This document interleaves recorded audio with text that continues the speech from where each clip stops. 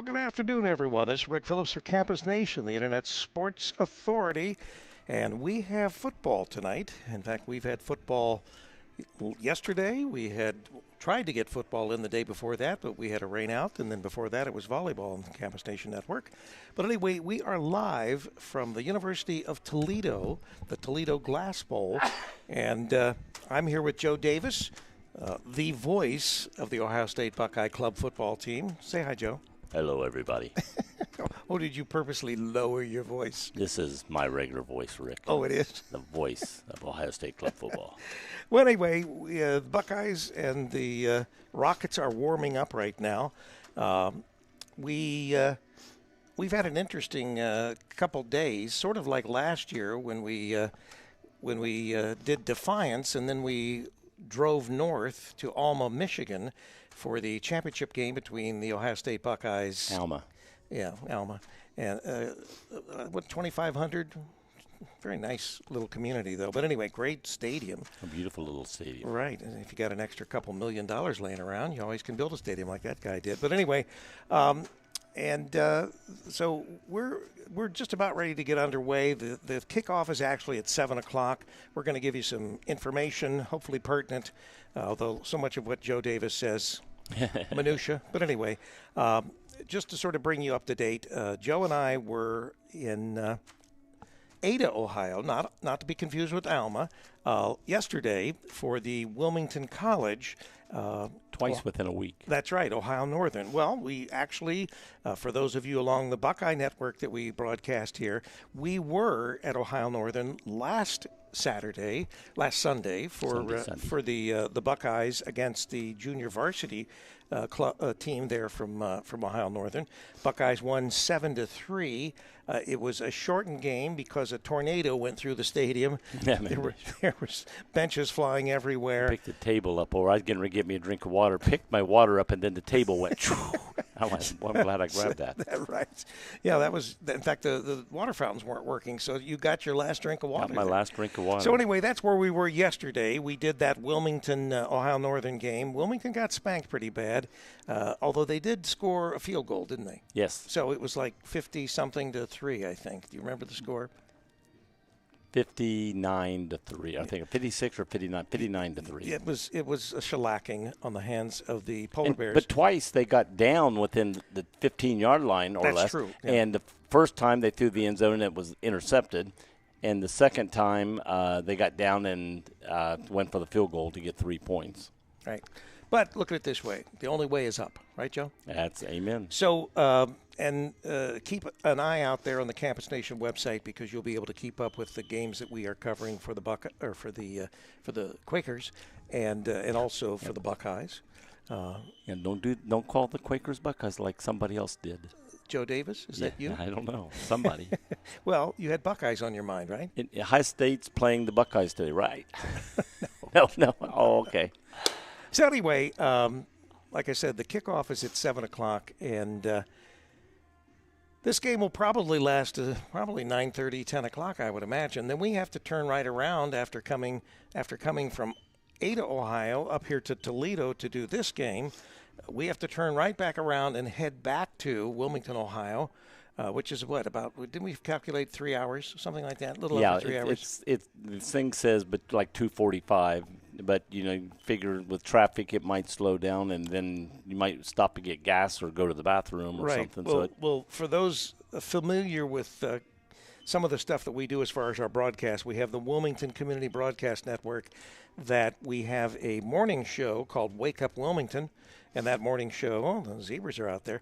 The morning show is from 8 a.m. to 10 a.m., and that's where I'll have to be by 8 a.m. In fact, I'll have to be there before. I usually get up at about 4:30, 5 o'clock to get ready for the morning show because we do that 5 days a week, Monday through Friday. And I get up 9 to 10 o'clock. Yeah, and so we're going to be driving back through, and Joe, you calculate it's probably going to be at least 1, 2 o'clock in the morning before we get back to Wilmington. I'd say minimum of 1 p.m. and could be as late as 2:30 or something like that. Right. So depending on how Joe drives and whether he kills us or not. If Rick goes to sleep, I'll be fine. Right. Yeah, we'll be dead then. But anyway, so I'll have to be back. I'll have to, because I set everything up. from the historic Murphy Theater in Wilmington, Ohio, 106 years old, almost as old as Joe Davis. Almost. Not quite, not Almost. quite. But that'll be tomorrow morning. We invite anybody that might want to look at some entertainment and some information from Wilmington, Ohio. Tune in to Wake Up Wilmington tomorrow at 8 a.m. and see whether Rick makes it. I might be walking as a zombie, but and I'm not sure who Charlie has scheduled for the show tomorrow. I know that we have Jerry Keplinger, who is a regular guest host there. Actually, I'd call him an assistant host. But anyway, here comes our guys. Right. But anyway, I'm going to pan around. Let me put this back. We've got. I like the tee. I didn't notice that tee when we were here last year for some reason. Which tee? In the end zone where the fan sit. Oh yeah, that tee's been there. I just didn't notice it. Well, last anyway, year. so what you're looking at now, obviously, we have a camera that's trained on the scoreboard. It's just Joe and I here. You trained it? Well, you did a good job. That's right, I did. I wish I would be able to do that with you, but it's hopeless. But anyway, that camera we can pan over, we can switch to as far as the score, but you can see the score bug at the bottom of our screen here with Toledo and Ohio State. So between that and that, you should be up to date on the time and everything else. Our other camera, let me go ahead and switch to that, is the opposite side of the bowl, and that would be the other shot that we have besides the main shot, and both of those are static cameras.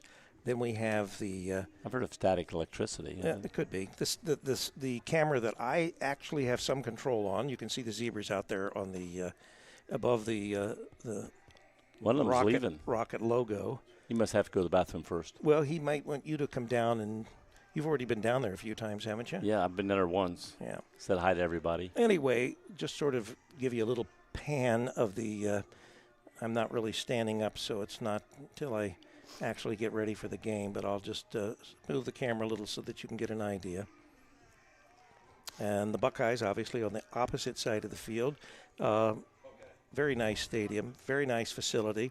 Joe and I were just trying to get sort of an estimate of how high we think we are. Pretty high. But I would imagine there are 3 floors to the press box, but each of the floors, I think, are about 20 feet high. No game we've done at any other college or any place have we been this high off the field.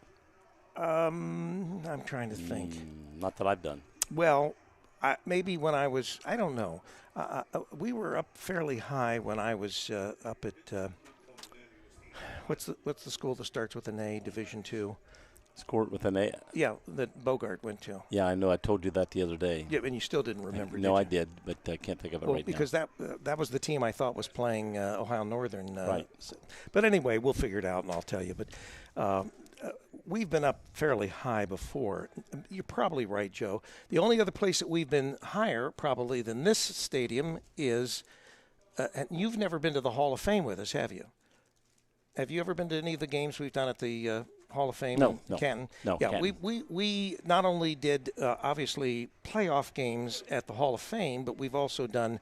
There was a school that actually used that as their home field. The only one I could have possibly made it to was the game that there was going to be like a snowstorm and it was going to be really cold and I might have to be outside, and I said no. Yeah. Well, anyway, so we've been to the Hall of Fame, and that press box is about I don't know, probably 6-8 stories high. Well, more than that. It's probably 9 stories, 10 stories tall. It's a pretty high elevation. But what I was going to do is I was going to try to see if I could pan over here so that you get sort of more of an idea of where we are in relationship to the University of Toledo. We've got a big campus, a lot of neat buildings on it, sort of an old-style architecture, and the stadium reflects that as well. Not that I'm an expert on architecture. I was told the last time we were here, and I'll pan over to that as well, that they have a new, what we would say is basketball facility, and that basketball facility is right there, the arena. That is new. I think the old arena probably, if I pan back over, the old arena was probably, let me see if I can bring that up. All right, so here is the, I think the old arena. You see the one that's sort of round. And then if you look at the other direction where the arena is, this is the new facility that has been built recently here on the University of Toledo campus. And then, of course, once again, showing you a little bit of the campus itself and how high you can get a pretty good idea of how high up we are just by the views that you're seeing from this. So we are up a fur piece, I guess you could say, going back down to the floor of the stadium. And this stadium is on ground level. It's not like a bowl where it goes below grade. This is on the same level, this field is on the same level as the parking lots that surround the glass bowl. And of course, I think that, let's see, we were here with club football. We did the semifinals last year here and that involved the Buckeyes and 3 other teams, Michigan State, and then one from Georgia, and I think one from Massachusetts or somewhere on the East Coast. Inevitably, the team that won between Michigan State and Ohio State was Ohio State. And then the Georgia team, they also won, and they went on to face Ohio State in the finals, which inevitably Georgia won. We're going to go through about the same thing this year. The only difference is last year we were sort of asked at the last minute, and we were excited to be able to do it. This year, they literally approached us at the beginning of the club football season and asking us if we would do the semifinals, which will be at the end of November. And once again, we were excited to be able to accept and to do that. And you make enough noise, Joe? Trying. All right, okay. So anyway, and of course, they are the Toledo Rockets, thus the logo that you see on the field there. Not the Rockets. And the, let me see if I'll pull this up so that we've got, there's the logo.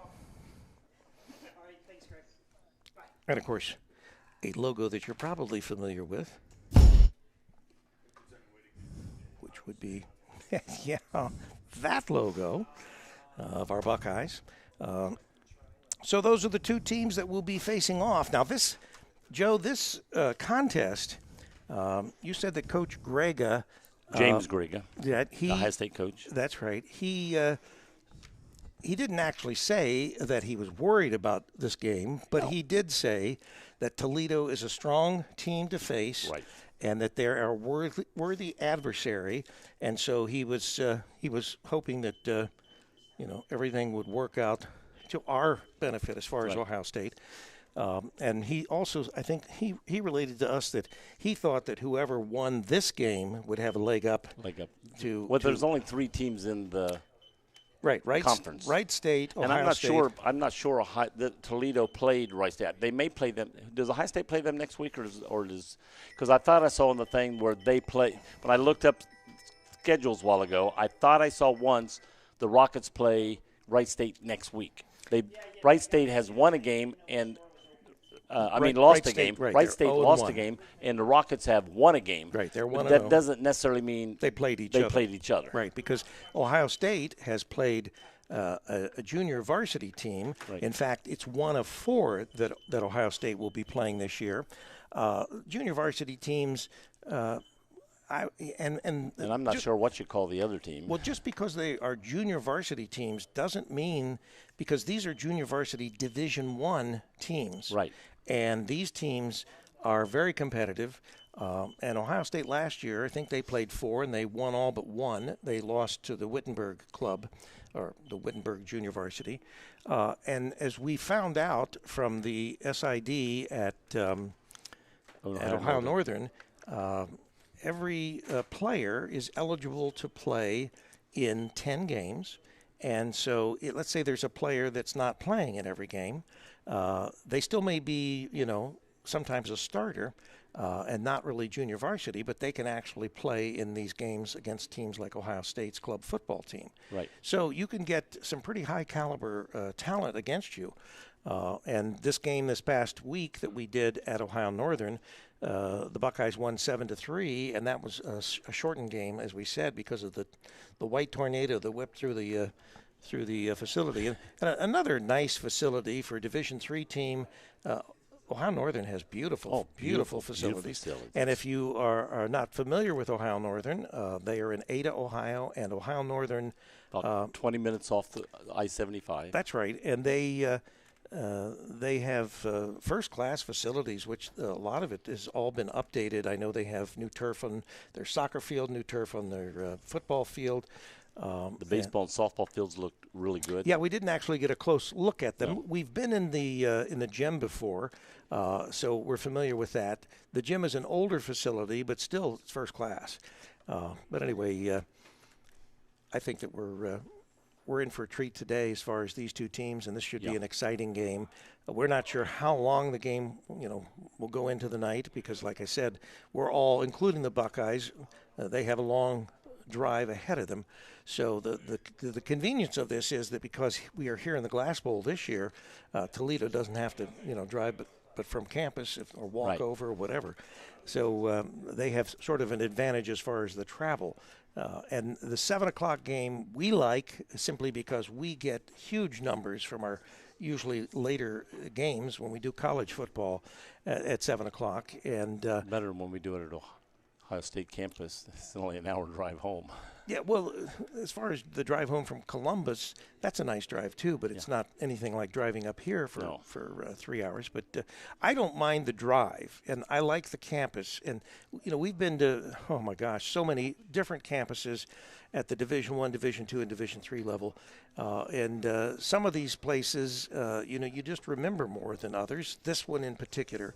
We have some good memories from last year when we did the semifinals. But so we welcome our Buckeye as usual audience, which is all over the world, and we welcome the Rocket audience who may or may not be tuning in. If they're not tuning in, it doesn't matter, right? But for those that are tuning into the Campus Nation Network, we welcome you, and hopefully we'll give you a good broadcast, and the teams will give you a good game. Joe, what kind of information do you have about today's game? Today's, excuse me, boy, went to start talking, wasn't there. The voice was not there. The voice was not there. The head coach of the Toledo Rockets is Jamie Young. He's the head coach of them. The head coach, again, we've already mentioned, James Grega of Ohio State Club. Ohio State comes into this 2-0. They've played 2 games so far. They've won both of them. And the Toledo Rockets have only played 1 game, and they've won that game. At least that's what we're showing. That's the information that we've got from the NCFA website, which is the organization that controls a lot of the football clubs. Well, and again, a lot of the programs that used to have games, or they may have been set up to play Xavier this year and had to cancel that game at the last minute. So, they may have games that they were going to play they may have games that they were going to play in September that all of a sudden are closed out. These are the games of officials. The officials, let me give you that while we're on the air. The referee is James McDermott. The umpire, James Worthy. Wasn't he a great football player? He was a great football player. No, Worthy was a basketball player, Joe. Oh, I'm sorry. I think he was a football player. Headlinesman's Mike Blazevich. Right. Line judge, Eric Erickson. And he is a talk show host, I think, sometimes. Field judge, Brian Anderson. And side judge, Daryl. My brother Phillips. From another mother. Well, Daryl Phillips. Daryl Phillips, your brother from another mother. That's right. And the black judge, is to be determined. And say 1, 2, 3, 4, 5. I don't think he's there because there are 6 officials out there, and we've mentioned 6. So probably the 7th one, the TBD, did not come. So very possibly, Joe. Very possibly. So, as we said, kickoff is at 7 o'clock, and we've got about 9 minutes till that happens. The clock is actually running. I'll switch to the clock now. It says 12:33. Yeah. Even though you said 9 minutes, it says I'm just saying 7 o'clock is when we get and my clock They just closed it back to 11 minutes. My clock is accurate. It is an atomic clock that it's going to blow up any minute. Right. But anyway, so there is the scoreboard and the clock is ticking. So we'll be starting here in 10:44 and counting down. Counting down. Well, what other information have you got for us, Joe? The captains should be coming out soon. We'll get the captains when they come out who wins the flip. But we got to wait on the captains to come out of the locker rooms. Neither one have came out yet. Again, 2-0, 1-0, Wright State. It's all I was able to look up on the phone earlier. That's all in our division right now because of teams. Miami University used to have a team. They have canceled. Xavier was getting a team. They have canceled. Well, we think that is what's happened. Well, we just know the game got canceled and there's nobody playing. Xavier's trying to play football again, but right now it's very expensive to field a football team. Well, okay, I was talking to one of the Ohio State players, and I was talking to a coach on the Ohio State that used to play for University of Miami of Ohio, and he was also then a coach for a while for them. And we pulled a player over and asked them, the club raises money to buy the uniforms. Right. Sometimes the university will donate practice jerseys, that are older practice jerseys from the other team. When they buy them new practice jerseys, they'll recycle them down to the club team. So things from the things that are from the Division I Buckeyes that they're no longer going to use or getting them new, they'll sometimes donate that stuff to the club. Yeah, because it's not cheap. No. A helmet can be $600, $700, $800. And when I pointed to the helmet, I started to say, "This is yours," and before I said, he goes, "This is my helmet." Very, very much, because they have to pay for those out of their own pocket. Right. And they can keep that when they leave because it's their helmet. So being on the club team, and some other things I found out, and I don't know exactly what it is, but I do know to be on the club team, you have to ask to join, and then you have to be the NCFA has to approve. And then sometimes they're slow. There's been some players on the NCFA that wanted to play. They're ready to play. They've been to practice, but they've not been approved by the NCFA. And until they're approved, they can't. They've got all the paperwork in, and they've got to go through the paperwork, put the stamp on it, and then send that back and say, okay, this player has been approved. There are still maybe up to 6 to 10 Ohio State players as of the Ohio Northern game, we're still waiting to get in. And I think one of them was the kicker, Muster, and I think he has now been approved. That's what I said. I think that there are 2 players, from talking with some of the Buckeyes, that have been approved just recently. So, right. And there's more waiting to get approved. Right. And so you got a lot of paperwork. And then once you get that, you've got to prove to them you have to reach a certain grade level. It's like in high school, A, B, C, D, E. Or A, B, C, D. There are no E's. No E's. A, B, C, D, F. Excuse me. Sorry. A, B, C, D, F. You've got to reach that, but you've got to keep like a B average. It's the same thing in college. You have to reach a certain 3.0 or something average, whatever it is. And you've got to reach that and maintain it to stay on the club team. And there's other things you have to do to earn your right to be on the club team. It's not easy. And it's not cheap. And it shows dedication. So if you're going to be on the club team, there's a lot of dedication to be there. Right, because obviously there's no scholarships involved. Right. It's because you love to play football. The Buckeyes, their dressing area is across the that's where they were last year with the other teams. Yeah, and let me see if I can pan over there. Let me, first of all, put this on that. You can see the Buckeyes. Let's see if I can pick that up. Yeah, there they are. You can see they're in the background. They're in the corner of the stadium. And they're Greg is slowly bringing them to the gate. Yeah. And so they are coming in. They were across the street. And typically that's where. And that's the Ohio State fans over there. So we've got a few fans over there. That's true, yeah. Let me see if I'll pan to the stands. And there are fans beneath us here on the home side. And I don't know that they're all. The fans are clapping for the players. I can see them clapping over there for the players coming on the field. You can't hear them? I can hear them. Oh, okay. Right through that glass. Mm-hmm. We're in the glass bowl, That's right. Glass. There's glass everywhere. In fact, Joe has a glass jaw. Well, when you heard of the glass bowl, I'm thinking of this glass all around the stadium, Well, the press box has plenty of glass. It does. And here comes Toledo running onto the field. All right. So running and skipping and hopping. they're excited as well. I mean, really, you know, when you've got two teams from the same state, like Toledo and like Ohio State, they're kind of cousins in that sense, and you get those rivalries, and this is one of those.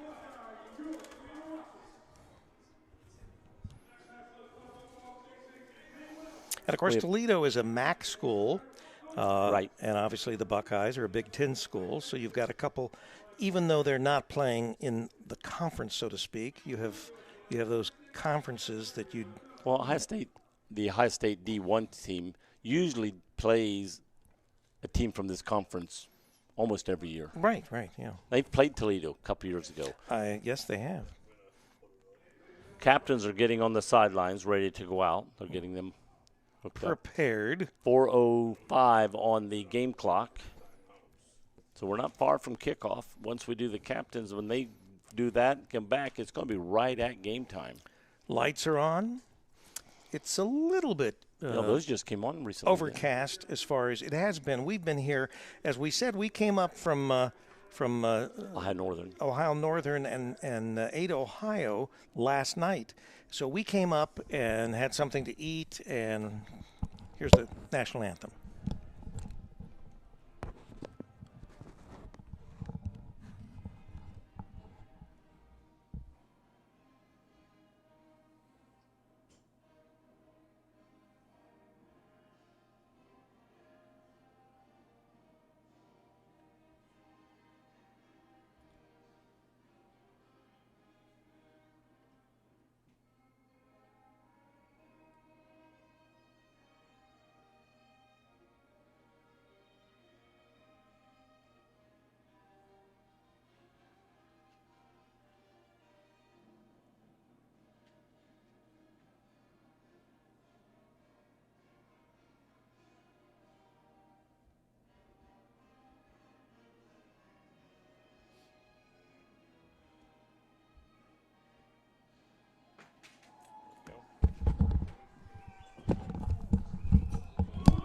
And we're back. We're at 2:30 on the clock, waiting for the captains to meet at midfield. They're getting ready for that.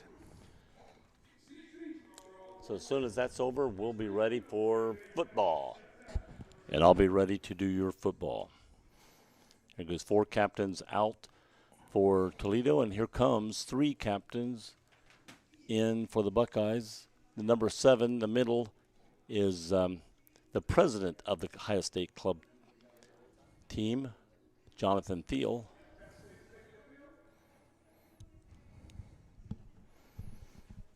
We just do a shout out to Dustin of the Toledo Club football team. We appreciate all his help.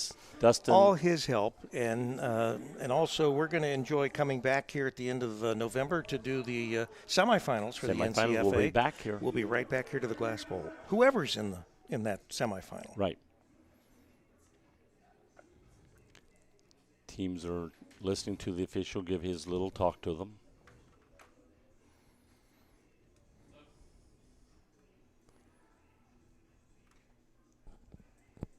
Then he'll ask the Buckeyes what the call is. He'll ask them to repeat it.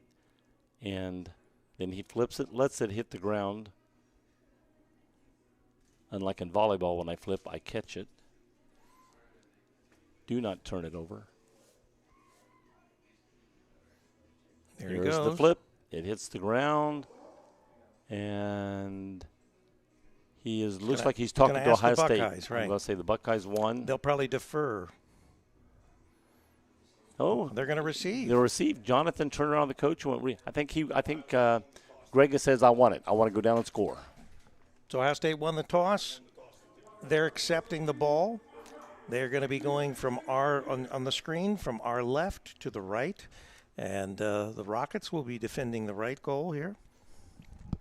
You know, it's east-west. This is north-south, right? That's north, south, east-west. Right. Okay, so north end zone, south end zone. Right. So, which is about right. North end zone to our left, right end zone to our right. Captains are still meeting in the center. Referee still giving a little discussion on something. Players are shaking hands and getting ready. I would say, Greg's feelings on this is let's get the ball, let's score. Yeah, he's anxious to get this game underway. Like I said, he knows this Toledo club is probably one of the bigger challenges they've had in the last few years, and the Buckeyes have won 2 national championships. See, we got Jalen Haley, number 1 back, and number 20. I can't tell who if the other one is. That 23, which is their main running back. I don't know. I see a 2, but I can't tell what the other number is. Rick, can you tell it? 20? If he turns 22. 22. That's Luke Finstermaker. He is a kick returner. So Rockets are taking the field here for the kickoff. And Jalen. The Rockets are getting back. Let me get their information out here. Look like number 22 may be the kicker for them. I believe so. I'm not sure. I believe so. Yes, number 22. Number 22, and the one number I got for 22 is Lance Martinez. So Martinez will be kicking off for the Rockets.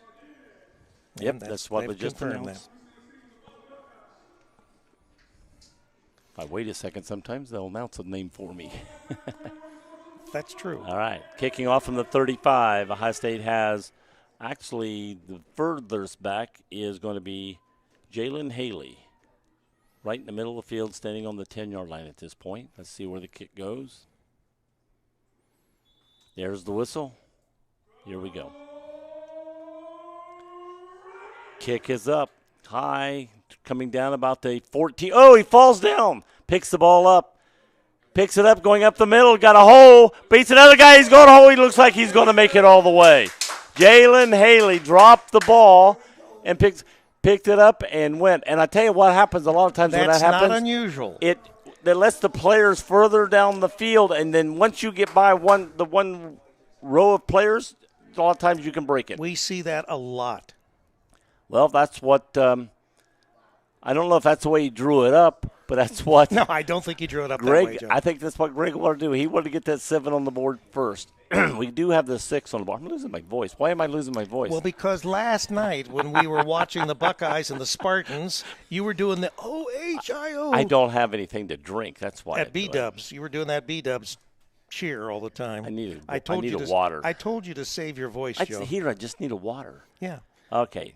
We have number 12 down holding, which is Nico Pappas. That's the quarterback for Ohio State. And kicking the ball for Ohio State is David Rive from Puerto Rico. Ball is down. It's up. And good. It's good. Right down the middle. Now somebody's got to go up in the stands and get that ball. It's laying at the very top. There it comes down a little bit. Don't we have more than one ball, Joe? No. We've got to go get that ball or the game's over. Oh, okay. You know how the mother comes out, takes the ball, and says, my son can't play, nobody's playing. Oh. So, unexpectedly, a bobbled catch in the opening kickoff results in a touchdown, and that started at what? It was at least probably 80-plus yards? I said what yardage he caught the ball on. Was that the 13 I said? I think so. I said it out loud then. Somebody can call in and tell Rick what I said. I can't remember if it was the 7 or the 13. Yeah, well, I'm not on my phone, Joe. I mean, I lost it when he dropped the ball. Everything went. All right, so the Buckeyes will be kicking off here to the Rockets, and they're bringing out the football. Football. And who will be the kicker but David Rive from Puerto Rico. His teammates call him either Rive or Reeve, David Reeve, but his mother calls him Son. Rive. Yeah, his mother calls him son. You're right. And he calls his mother? Madre. That's right, Madre. And it's up. It's coming down about the 11-yard line, crossing the 15, crossing the 20, getting a stiff arm, getting 25, 30, and he's being pulled out about the 33-yard line. So elaborating a little bit more on why you 34. might be hoarse We were at B-Dubs last night here in Toledo, not too far from the stadium here, because we were also we got a hotel close by, and Joe was leading the Ohio OHIO chant after the Buckeyes. But it's just I haven't drank anything for 3 hours now. Well, that's not my fault. We got to the stadium. I drank before we got to the stadium, and it took us 20, 25 minutes to get here. Right. And I haven't drank a thing since I've got here. All right, Rockets are ready. Here we go. Got one in the backfield, quarterback for the Rockets. Looks to number 12, looks over. Hits the receiver right in the hands. And went up in the air. He's lucky it wasn't 17. intercepted. That bounced off his hands and straight up. That was Brandon Motter. That's the quarterback for them, making the toss, number 12. And threw it to number 17, Brian Hollabaugh. And he's a freshman. Second and 10. Ball still on the 35. Got one in the backfield, two to the top, two to the bottom. Dropping back, looking. He starts to run, and he's running into Ohio State. Wow. And he threw him down, and we're going to get a penalty against Ohio State for throwing the quarterback to the ground. Yeah, that's not really. Yeah, you tackle him. Don't pick him up and throw him down. And he did. He threw him down and hit him smack on his helmet, I think, from my angle. Sort of a WWE move there. Not cool. No. So we stopped him. And then going to give them 15 yards and a first down. I don't think Coach Greg is very happy on that one. Well, I know that he likes the passions enthusiasm. Are high. He likes right. the passion in the player, but you got to stay controlled. Yeah, that's right. Okay, move the ball up to the 42-yard line and a first down. Okay. They haven't earned the first down on their own yet, so let's see if Ohio State can stop them on this set of downs. Again, one in the backfield, two to the top, two to the back. One in motion. Hands off to number 14, going around the right side and hit immediately by the Buckeyes, and he's going to get about 2 yards and stopped. That is number 14, and he's – oh, wait a minute. I think it's over here. 14 is Evan Leach. Evan Leach. Said he was going to be a defender, but he's the only 14 I have on my sheet. All right, so until we know better? Do we know better? I'm going to call it Evan Leach. Well, a lot of players play offense and defense. Okay, we got two to the bottom, two to the top. Leach in the backfield with the quarterback. Motter, man in motion. Did he curl too soon? No flag. Caught by 13, then tossed out of bounds. And another flag for after he got him out of bounds, pulling him on down. Again, Ohio State's going to have to stop their aggressiveness here. Over-aggressiveness. The over, yes. We like the aggressiveness. We don't want the over-aggressiveness. Right. That was number 13, Jackson Wright for Toledo. So Toledo's first downs have been coming off penalty by the Buckeyes. Right. We've stopped them. That's why I said we're stopping them, but we're giving them coming down the field. 13:20 left in the quarter. One in the backfield, two to the top, two to the bottom. Man in motion. Handed to number 6 going around the right side, being drawn out, and looks like it's going to probably be holding. Another flag. This will be on Toledo, though, more than likely. Right. Holding, he's showing, yes, holding against Toledo.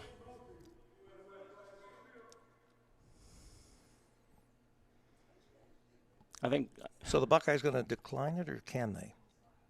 Yeah, they can decline a holding penalty if they want to. I think Greg has said decline. He wants to get them second and third down. Well, that's what I was wondering. I would figure he'd decline it because the way the Buckeyes have been swarming to the ball. Yeah. Okay, so they are declining it. So it will bring up. Well, they lost yardage on the play. Right. So let's take the loss of yardage and the down rather than. Right. And they probably would have only got a few more yards for the spot foul. So it's second down, and it looks like about 15. Yeah, about 15. Second down, 15 from the 32. Got to get down close to the 12, right at the 12. One in the backfield, two to the top, two to the right. That running back was Tariq Mosby. Hands it to fake to Mosby coming around to his left, throws deep and throws it out, but he threw it away on purpose there. Nothing was really open, so he said, let's get rid of this. So it's going to be 3rd and 15. You're watching Ohio State Club football on Campus Nation, the Internet Sports Authority, with Rick Phillips and Joe Davis, the voice of the Ohio State Club football. Thank you. But it may not be here forever because of his last night activities with the. No, it's just I need a drink of water. 32-yard line. Why didn't you get a drink of water when you were down there on the I sidelines? did. I got one down there. Oh, okay. Right. I took some medicine. I had to take my medicine. And you didn't bring a water up for me? No. I'm not coming up all those steps. It'll have been empty. There's all right, one in the backfield, two to the top. There's an elevator, Joe. To the left. Not those stairs there. All right. Throwing to the left side toward the end zone. Oh, is that intercepted? No, ball comes out. You know, the window, because there's no metal stripping between right, the which I glass. love that. Yeah, but there's still a Yes. seam, and the seam blocked our view of whether it was a reception or Oh, not. it didn't block my view. I had a great view. Thanks, of it. Joe. Appreciate it. But there were two Buckeyes there. One if it was short, one if it was long, and Good coverage is what you're trying to say, Joe. great coverage. And I think it hit the receiver in the hands, but the back defender was able to knock the ball away. All right. Motter comes back out with Mosby. Coming back out with the play. Mosby's in the backfield. 13 and 17 to the top. And two players down here to the right, number 4, and I can't see the other number that's down to the left. Backing up, looking, throwing deep. Almost. Another flag. Is this going to be against the Ohio State or against the defender? I mean, against the offense. Calling holding, I think.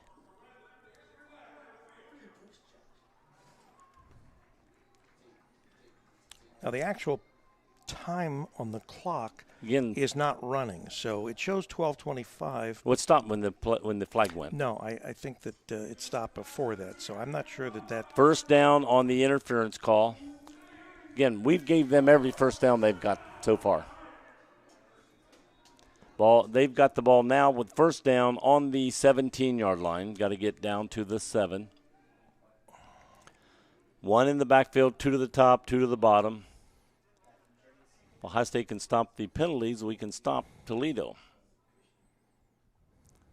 Man in motion. Handoff to we're going around the other. Mosby going around the other side and drawn out for a base. Looks like maybe no gain.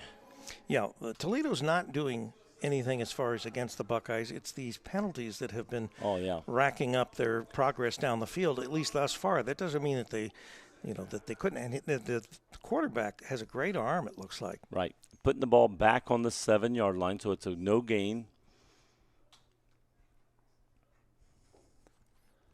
Again, we got 1 coming down to the bottom, 2 to the top. We got 1 in the backfield. It's number 21 this time. Gets and goes up the middle and gets about 1 yard. And that is Tremaine Bailey. Tremaine Bailey make that run. I don't have a spotter for me, so I've got to watch the play, then look up who it was. Boo-hoo, Joe. Boo-hoo. Boo-hoo. I have to do everything else. And I don't get paid any more for doing all this. Oh, my gosh. Yeah, you did. I bought your breakfast this morning. Well, that's true. You did. All right. 1 in the backfield. That's still Tremaine Bailey. 2 to the top, 1 to the bottom. Throwing to Miranda in the bottom. And it goes out. No flags at all. So it hits. I'm not sure if it hit him or not because it was thrown deep into the end zone. He likes to go to the left here. That seems to be his favorite side of the field. Of the field. Well, he's right-handed. He likes to throw cross this way. I'm just guessing. All right. 4th down and 9. Last time it was 4th down when we had a penalty and gave him a first down. They don't make it in this time. Ohio State will take over Okay, we got 2 in the backfield, I think. Looks like it's going to be number 1, Mercedes Diaz. No, he moved over to the outside. Up, timeout, Toledo. Toledo. So I won't mention who was there going in play because they may change that going out. Very possibly, Joe, very possibly. Hey, we want to remind everybody, you may want to pray for me because I'm going to be. I pray for you all the time.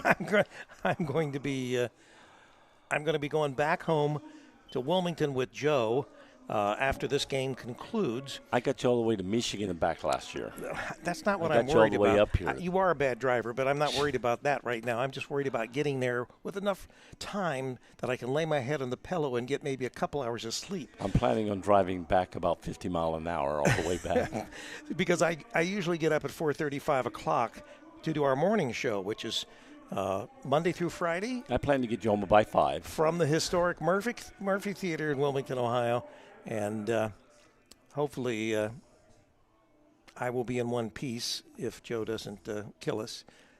Joe has a habit of wanting to run through red lights and stop signs and things like that. But I just make you think about it. Yeah, you do. Scream. So tune in if you want to see some interesting conversation and information from Wilmington, Ohio tomorrow on the Wilmington Community Broadcasting Network. Okay, we got 1 in the backfield, 2 to the top, 1 to the bottom. Bailey's in the backfield with quarterback Motter. Man in motion. Diaz breaks it up the middle. Throw to the middle and almost intercepted, but overthrow everybody. He's got an arm on him. He does. If that ball was down a little bit, I think it could have been intercepted there. But Ohio State will take over on downs. So they're going to have a first and 10 from what? I think it was the 17s where the ball was. That's where it looks like. Looks like maybe placing the it. 18. Okay, no, 17. I'm watching No, this. 18 and a half. No, he's maybe. backing up now. I see where he's going to put it. I don't know. He hasn't put it down yet. Well, that's where you've got to go. That's not where you start. It's on the. There he goes. 17. No, In fact, 16. it's less. It looks like he's going to the 16. Yeah, I don't think the All bus right, or the Buckeyes take over. First and 10. It's the first time the Buckeyes have been out here, I think, on offense because they had the run back the first time. That's right. That's the only thing that's happened as far as offensively with the Buckeyes was that run back for the 7 points. Man in motion. Handoff to Burton going up the middle, getting a lot of yardage. He got at least 9, 10, 11, 12 yards. First down, J.R. Burton. Yeah. J.R. with a great run. Quarterback is Nico Pappas. Okay, we got Burton and Buckeyes going quick. Pappas in the backfield, 2 to the top, 1 to the bottom. No huddles, up tempo here. Again, Burton going off left side, has a hole, broke a tackle, and gets another 11 to 12 yards here. So we're getting 12 yards a punch right now. Nice average, right? Nice average. Okay, we right, got 3 to the bottom this time. Buckeyes to the line again. Burton in the back, 1 to the top. Not giving Toledo any chance to make any kind of corrections other than just coming up to the line. Hard to substitute in that, too. That's right. Going to be a quarterback draw, which he does. Pappas going, gets the first down, gets around the corner, and then spins out of bounds about the underneath the 40. I'll see where he marks it. He's going to put it right at the 40. He's in rocket territory. Right at the 40.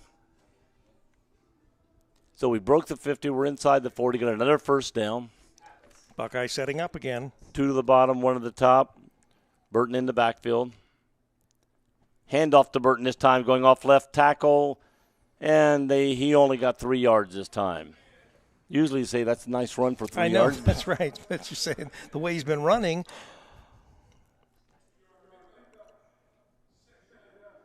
But it's hard when you're watching the receivers, you're watching the running back, and then all of a sudden the quarterback takes off. Got 2 to the top, getting everybody set. 2 to the top, 1 to the bottom. Burton in the backfield with Pappas. Man in motion. Takes it, looks, backs up, runs around to the right, looking, throws. Nope, nobody comes up with it. Almost caught, almost intercepted, low toss, and Sort of nobody came up looked with like it. he sidearmed it almost. Yeah. Trying to get that to, well, it's not on my, no, that's wrong sheet. Trying to get that to Jeremy Brauch, B-R-A-U-S-C-H. All right, Buckeyes Brow. back up to the line, getting ready again. Not wasting any Set time. 3rd down and 8. Going to be another quarterback draw. No, throws it, faked the draw, and wow, almost picked off on the sideline. So it's going to be 4th. Are we too far for? No, they'll have to go for this. I can't believe that they're going to punt. No, it's too far for a field goal. Is what I was saying. It's too. Yes, it is. You're right. So, And it's on the 40. It's on the 37. so the Buckeyes will go for this with 4th down. Yeah, I just can't imagine they would punt. punt right here. If they can stay away from penalties, they can stop Toledo right here. If they would happen to get the ball, so. All right, so they're getting ready for this 4th down play. Burton in the backfield, 2 to the top, 1 to the bottom, 1 in motion coming to the bottom. Comes around, stops, looks, throws deep down the middle. He's wide open and misses. Just overthrew him. He was there. Yeah, he had him open. Just couldn't connect. Just could not connect. So the Buckeyes turn the ball over on downs. They will take the ball. The Rockets will take the ball at the 37-yard line, their own 37-yard line. And the defense of the Buckeyes are on the field. Score is still 7-0. 8:10 left in the first quarter or second quarter. First quarter. I see a 2 up there. First quarter, Joe. First quarter. Well, I'm looking at. I saw a 2 all of a sudden. It makes you think. That's the timeouts left. You say, Quarter says 1. All right. Quarterback hands off. Modern hands off. Hit. And gets about 2 yards. The ball comes popping out. Ohio State's running with it, but they already blew the ball dead for motion. I think it was forward blown, motion. It was blown down. Well, I agree. But they always say, play to hear whistle. That's true. I always do. 7:44 and counting down here in the first quarter of play from the Glass Bowl in Toledo, Ohio. University of Toledo. Nice facility. All right. We got 1 coming down on the bottom. We got Motter in the backfield. I think Bailey's in the backfield with him. We got 2 to the top. No, it's not Bailey. It's number 14. Throws out to the outside to a receiver. He's taken out of bounds about the 44-yard line. A few yards shy of the first down. Yeah, the 44. And that was – who was in the backfield with him that time? So we're going to have a 3rd, and it looks like about 4, Joe. I think that was 13, which was right in the back. That was set up in the back. They never have the same running back there, so it's – is that for deception, confusion? Yeah. In the backfield is Evan Leach. It may have been who was back there a minute ago. Evan Leach, number 14. And takes the snap, comes around to his left, and just throws it away. And 2 Buckeyes go for the ball at the same time, and we're going to have flags. And I'm not really sure. I don't think there was any interference on the part of the Buckeyes. I don't know what the play was because the ball was just.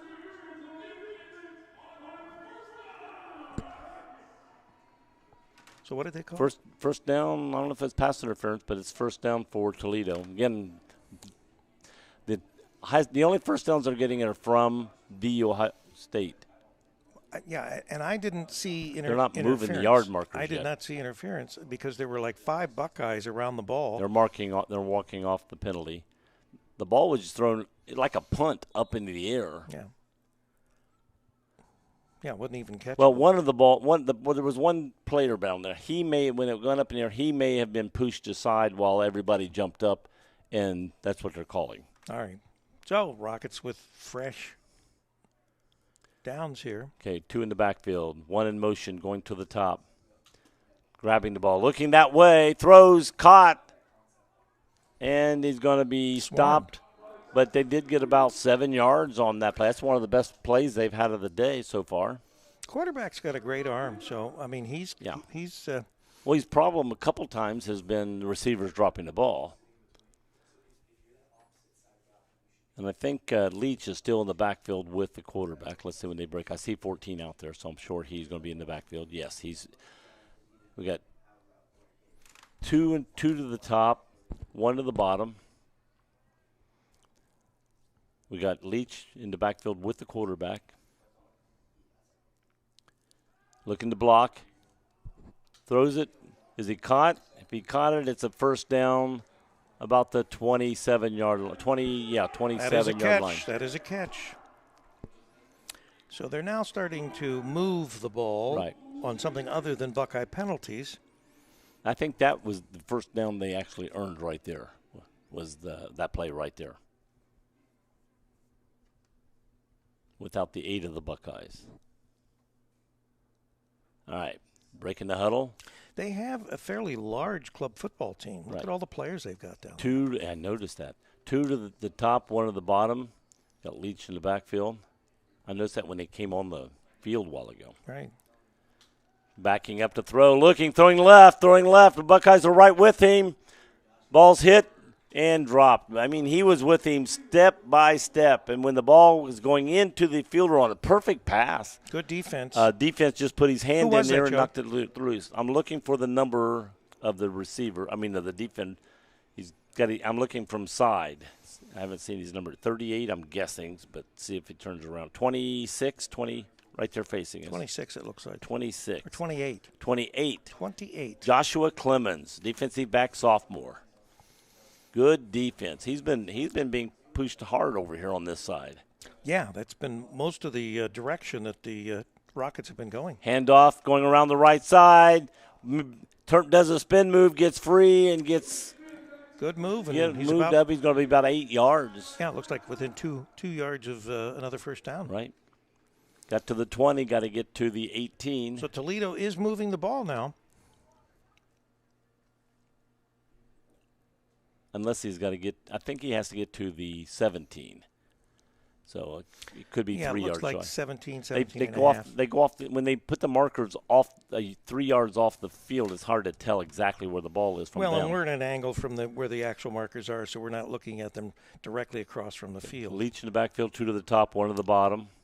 Monitor goes back, looks right, throws, and 2 players reached for the ball. The first one, I don't think it was going to him, reached out, and I don't know if he touched it, but then it went to the other receiver near the ground, and he tried to catch it, could not come up with it. So it's 4th down and 3 from the 20.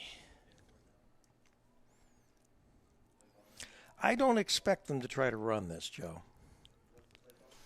Toledo appears to be primarily a throwing team, and why wouldn't they? This quarterback, he's fairly accurate, and he's got a strong arm. Right. And he gets rid of it quickly. Let's see if he's going to run the ball or not. Man in motion, coming to this side. So now we've got 2 and 2. Looks back, throws short, hits nice the man. Play. Caught the ball, does the spin move, gets inside the 15, gets down to about the 12-yard line. Yeah, he hit his man on a crossing. He's route. got a strong arm. Yes, he does. And accurate. And he, like I said, he gets rid of the ball quickly. You have to with the Buckeyes. Right.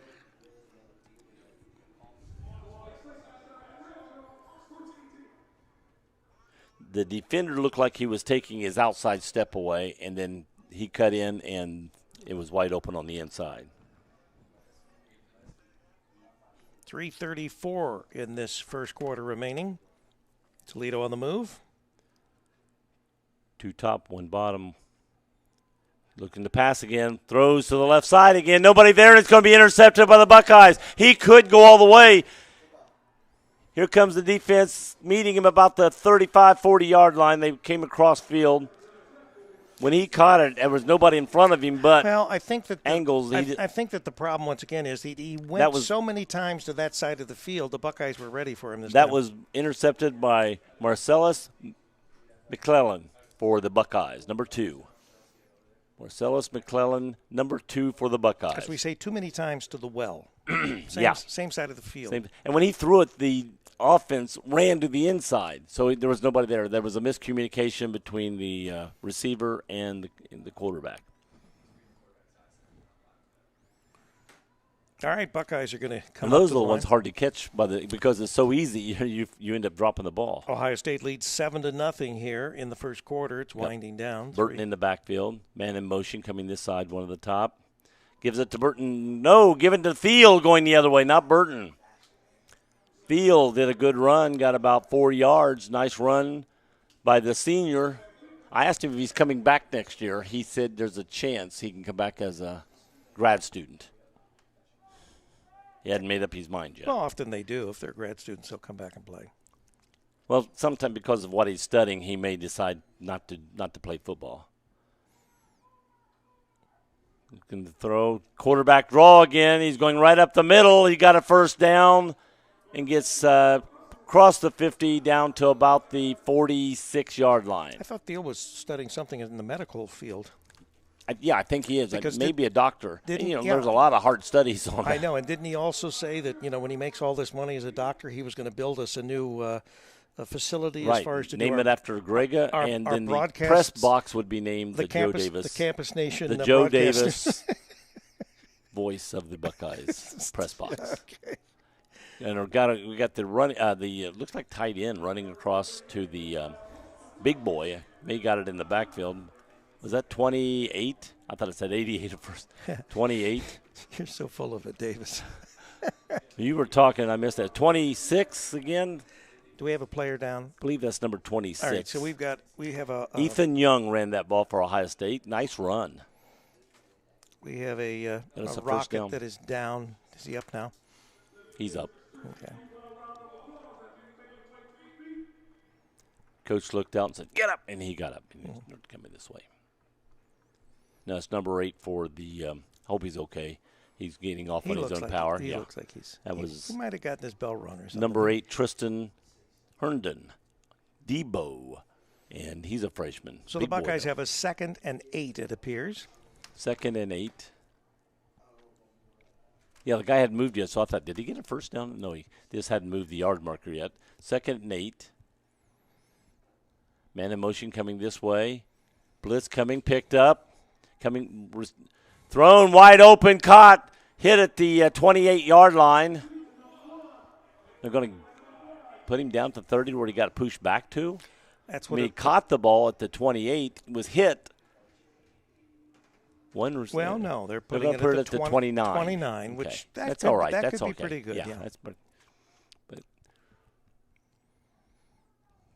Pappas in the backfield, hands off. Field, no, he keeps it himself. Nice fake going around the left side. Does a spin move. Does another jump. Gets in and gets down to the 2-yard line. Joe, with my 15 years of running camera experience on Campus Nation, yes, he didn't fool me. Oh, he did not fool you. He fooled a lot of Toledo players. He did not fool me. Of course, we see these Buckeyes a lot. I think they got him marked right at the 1. It's going to be a quarterback draw right up the middle. The left oh, side. There's a penalty. I'm going to say somebody moved too soon. Right. And it's against the Buckeyes, so it'll come back 5 yards. So it'll be on the 6-yard line. 2nd and goal. 57 seconds remaining in this first quarter of play from Toledo. So he's going to say either Thiel or the quarterback moved, or was there a lineman that moved? Because I was focusing on the – I can't tell you, Joe. I was focusing on the quarterback and running back. I didn't see them move early, but somebody – well, the quarterback also faked you out on that play, too. Didn't on the fake me previous play. Yes, didn't fake me It was a good play. It was a nice fake handoff to Thiel. Number 1 going off the field at this time.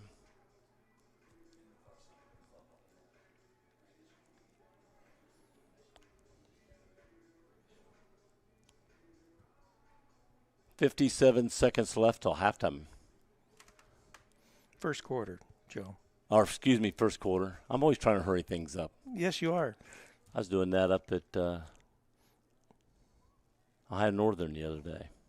Down at Ohio Northern. Down at Ohio. It's usually up for me. They're down. From Wilmington, it's up there. We're up 75 north. Well, they put the ball back on the 1-yard line. All right. We'll take it. Quarterback keeps it, goes off left tackle, and walks in. He's not hit until he's 2 yards into the end zone. Yeah. So I don't know what happened there that they – well, they scored. They scored, so I'm not going to rock the boat. High State goes up 13-0 with the kicker coming in for the extra point, which will be Number 15. I'm looking. It's not. Rive's 35. That's 35. Oh, it is 35. It is Rive. David Rive from Puerto Rico. Papa's holding, puts it down, kick up. Looks like it splits the uprights. It's good. You can count on 2 Rive. for 2. Way to go, David. 14-0. Buckeyes lead the Rockets. Like to say hi to Madre Rive from Jose Davis. Joe Davis in his suck-up mode. Way to go, Joe. I do what I do best. You act like someone's buying your free meal The after mothers the game. love me.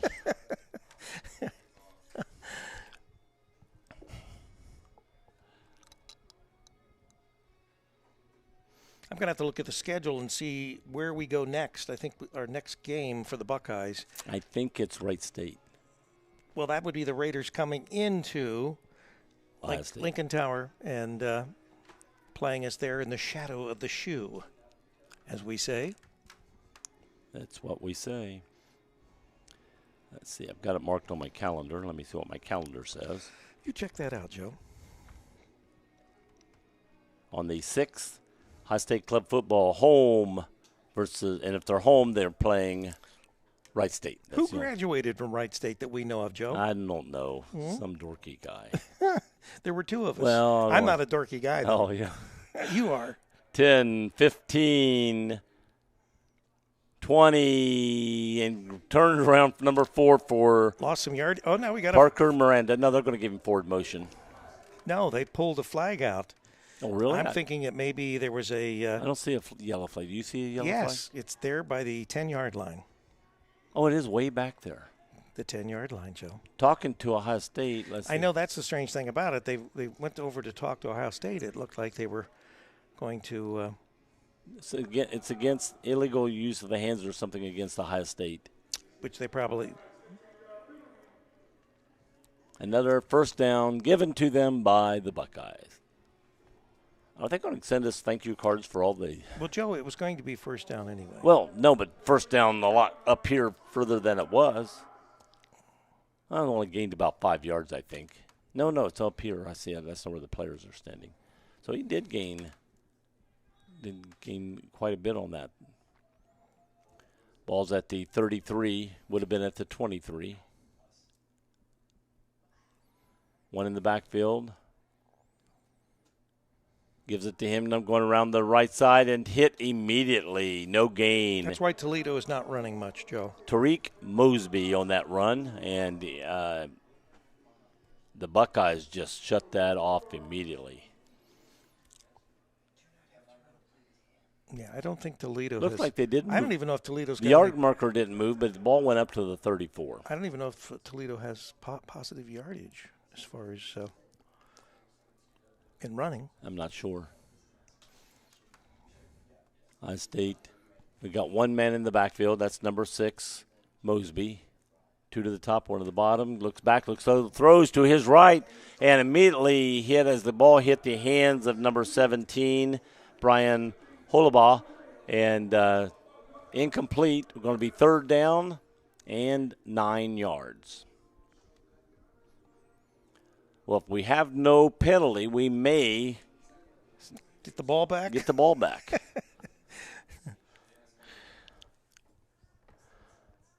Okay, we got people out on the field talking to the official here.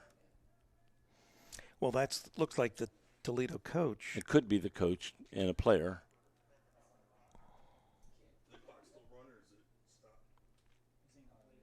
That the coach talking to the quarterback. They're talking about the clock. Start the clock. Oh, the ball's at 0. Right. The clock's at 0. First quarter ends. We're going to second quarter, Joe. That's what that means. With the Buckeyes leading 14-0 after the first quarter. I'm going to go see if there's a water fountain real quick. Well, if you find some, get me some. Just bring it cupped in your hands.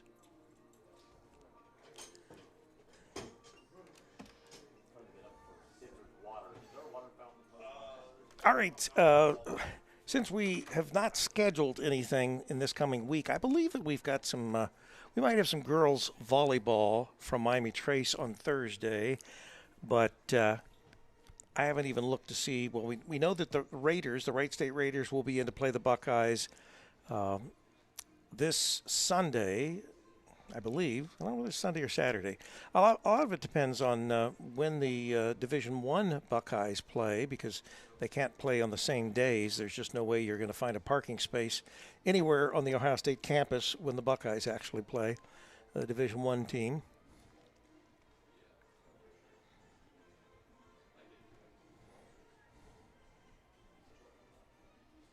And I don't know if we keep doing these Buckeye games, because there's a private company that owns all the parking at Ohio State, and it continues to rise each year that we do this. I think this year I had to take a second mortgage out on my house to pay for the parking at Ohio State. So we can. All right, I got a drink of water. Let's see if You that didn't bring helps. me any, Joe. Oh, wait a minute. Open up. All right. All right, here we go. Third down and 9. Oh, we have movement. We have movement on both teams. Let's see who moved first. Well, everybody's pointing to everybody else. Well, the other official said the Toledo Rockets jumped first, and the state replied to that. The state? The state. The Ohio State. That sounds ominous. The state. The state replied. All right. Man coming off, man coming on. Quarterback come over to get the play. Motter.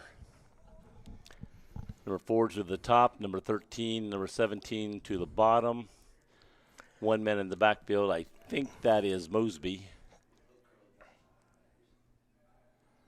Oh, Mosby took a step forward, and there was no hiking. And halfway through that step, he realized, oops. Made a move. Slight I was mistake. going on 2. I forgot it was on 3. Right. And I'm the quarterback. No, he was I'm the running back. He's coming off the field. Coach said, okay. We're going to teach you how to count. 1, 2, 3. Maybe going with an empty backfield right now. Let's see. No. Or is that number 17? No, No. 17 is down here. No, it looks like it's a 2, 20-something. That's okay. That's probably Tremaine Bailey out there then. Hands to Bailey going up the middle. He's hit, pulled down. Little spin move there. Yeah, got a couple picked yards. Up some yards.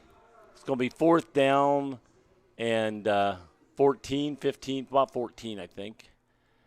So they're going to be punting because they're on the 29-yard line, their own 29-yard line. I don't think they're going for this. I do not think they will.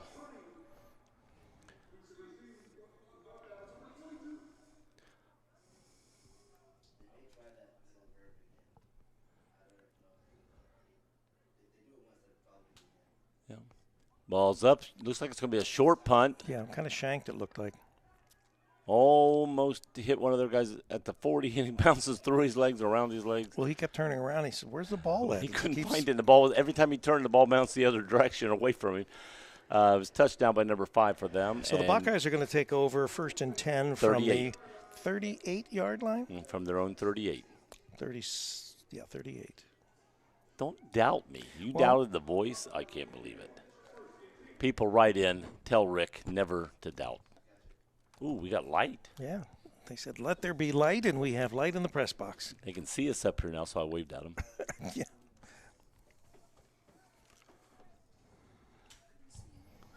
All right. High State has 1 in the backfield, 2 to the top, 1 to the bottom, 1 in motion coming this way.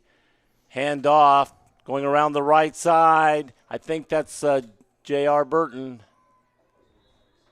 JR is the workhorse for the Buckeyes as far as running back. And that is a 1st down. Sticks will move. I'm trying to see. I'm not sure if that – I don't think that was Burton. There's a flag Yeah, on there the was. field. Yeah, he's back there. Is that a flag down there? Right there in front of the official there, right in the center, just 46 Decline. yards. Play. There was a penalty, declined. High State's going to take the – So they'll take the 1st down. So the penalty was against the Rockets, whatever that penalty was. Yeah, it's right there in the middle of the Rocket. Yeah, the Buckeyes decline. Well, there's yellow on the Rocket, so it sort of blended in. You couldn't tell for sure.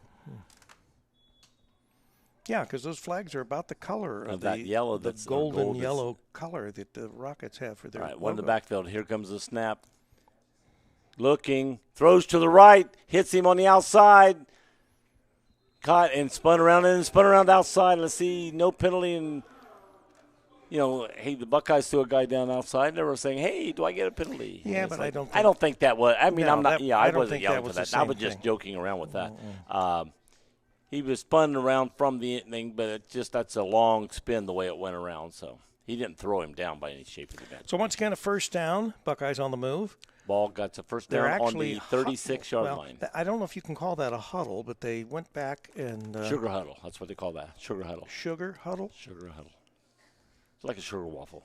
Like a sugar waffle. All right. Looking to pass, quarterback draw, going to the right side. Splits, two guys still up. Does a spin move. Gets down about the 27-yard line. Nice move by the – he could have been hit. I mean, he was making contact with defense about 5 yards before that. He did a little move, split two defenders, and then the second defender, he got by him a little bit. And he slowed him down, but he didn't have help and got him out at the 27-yard line. You got to get to the 26. So it's second down and 1. Going to give it. Nope. Going to keep it. Going to be the quarterback. He's still up and got tackled as he crossed the 20. Got a hit down about the 18. It's going to be a first down at the 18 for the Buckeyes, which are on the move. 12 minutes to go in halftime. I'm right this time. See, I was thinking that the quarters in club football were 12 minutes, but obviously You're wrong. We've been doing 15-minute quarters here. I knew that, but I can't argue with you. No, you can't. I'm the boss. That's where I saw the 15 minutes that you said for high school, and you said it's 12 minutes. Yeah, the high school's that 12 seems like minutes. junior high, All right, one in the backfield, two to the bottom, one to the top. Fakes it, throws inside, but threw the right side, but threw it behind the receiver coming across, and then hit the ground. Nice play setup, but just did not work out. Had the right idea, just didn't. If he would have hit him a little sooner, in the chest, not on the ground behind him. Right. But he was putting it where it could not be intercepted. That's for sure. Well, I think the receiver coming across probably came more of a speed than the quarterback was expecting him to come across. Okay, we got one in the backfield. Quarterback's back, looking to throw, making a move to the right side, looking, throwing to the end zone. Nobody there but the receiver. He catches it, and he's got touchdown, Ohio State. Is that number 14? It appears so, Joe. 14 is for Ohio State, Colm Dameron. No, wait a minute. J.P. Naylor. Sorry about that, J.P. J.P. Naylor with a great catch in the end zone. I mean, he was wide open. And he cut that ball right in his gut, put his arms around it, and just fell down. And, those are sometimes the hardest when you're wide ones to open, catch? they are the hardest ones to catch. No touchdown. No touchdown. Been called back. Penalty holding. Sorry, we're talking up here, and we missed the penalty holding, thanks to the gentleman to our left. Scorekeepers. So that ball is coming back with the penalty. So the ball is going to be about the 28-yard line. First down from the 28. Got to get down to the 8.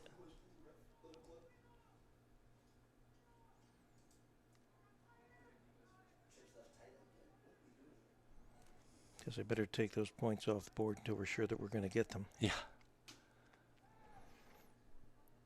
Quarterback bouncing around, looks. Diagram keeps running the ball. Almost tackled, kept on his feet, got 2 or 3 more yards. Got past the original line of scrimmage and got down to the 17-yard line. So it's going to be 2nd and 9 where it was 1st and 20. So that's a nice run. Nice pickup, yeah. I tell you what, when you got a quarterback as talented as this one is as far as passing and running, it's hard. We've been fortunate at Ohio State. Had some good quarterbacks. On all the teams that the Buckeyes field in football, but on this particular club's football team, we've had some great quarterbacks the last over 3 the years. last few years.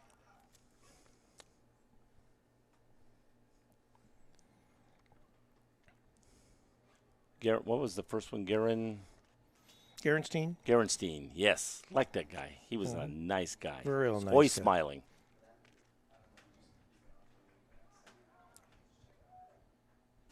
Going back, looking, throwing. No, he's going to take his mind, tucks it, breaks, gets inside the 15 to the 10 and to the 9. Did that spin move again. Oh, he does a spin move great. So we got to get to the 18. I mean, the 8, I think. He got to the 9. I think we have to get to the 8. So I think we're going to be 1 yard shy of the first down. So 4th and 1. 4th and 1. Will we do a quarterback sneak and just go straight at him up the middle for 1 yard? Let me put it this way. I don't think we're going to throw it, Joe. You don't think so? No. It could shock the heck out of you. It could, and it would, but I don't think we're going to throw it. Well, he's not under center, so we're not doing a sneak unless he goes up to the line real quick. Going to hand it to JR, who goes off right tackle, and he's going to get to the 5-yard line. So we do have a first down, goal to go from the 5. If I miss a penalty again, please for me.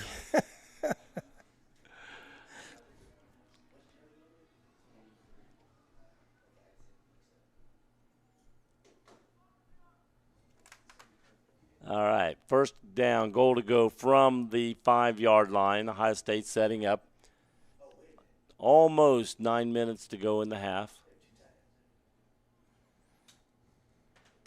Going around the right side, and he's hit. Oh, good Almost, tackle. Oh, he wouldn't go down. Then they finally come through and Good tackle by Toledo. yeah, we actually lose a yard on that play. Now we're not being compensated for this, Joe, but we did have a fun time at Cheers. Yes, not the one in Boston. A sports bar here in Toledo. We were watching some NFL games. We watched the Bengals win for the first time this year. See if the manager was there. We might have picked up a couple bucks. Or, got our food paid for. Well, that's a point, yes. But we're this is a freebie. Yes. Nice place. Yeah, nice place, nice people, great waitress. Where was I at when I lost my voice? You were at B-Dubs. I'm a regular at going to that place. Those the end zone. Was it caught? Was it caught? Yes. Yes. Referee finally comes up with the arm showing touchdown. It was right at the pylon. He caught it and went down immediately. Referee wanted to make sure he stayed in control of the ball. Then he came up showing touchdown. I'm going to move this camera just a little. Now the score is 20. So I don't have to deal with the kicker with the glass. Rive coming in. There we go. That's a little better. I won't have to fight the seam in the glass there. All right, David Rive back to do the kicking.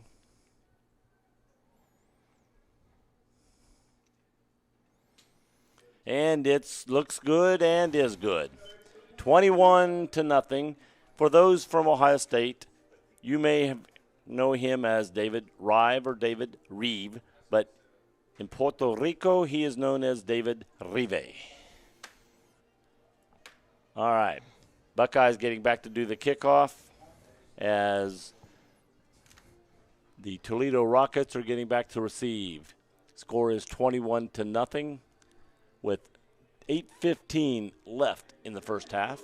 A lot of time for more scoring in this game.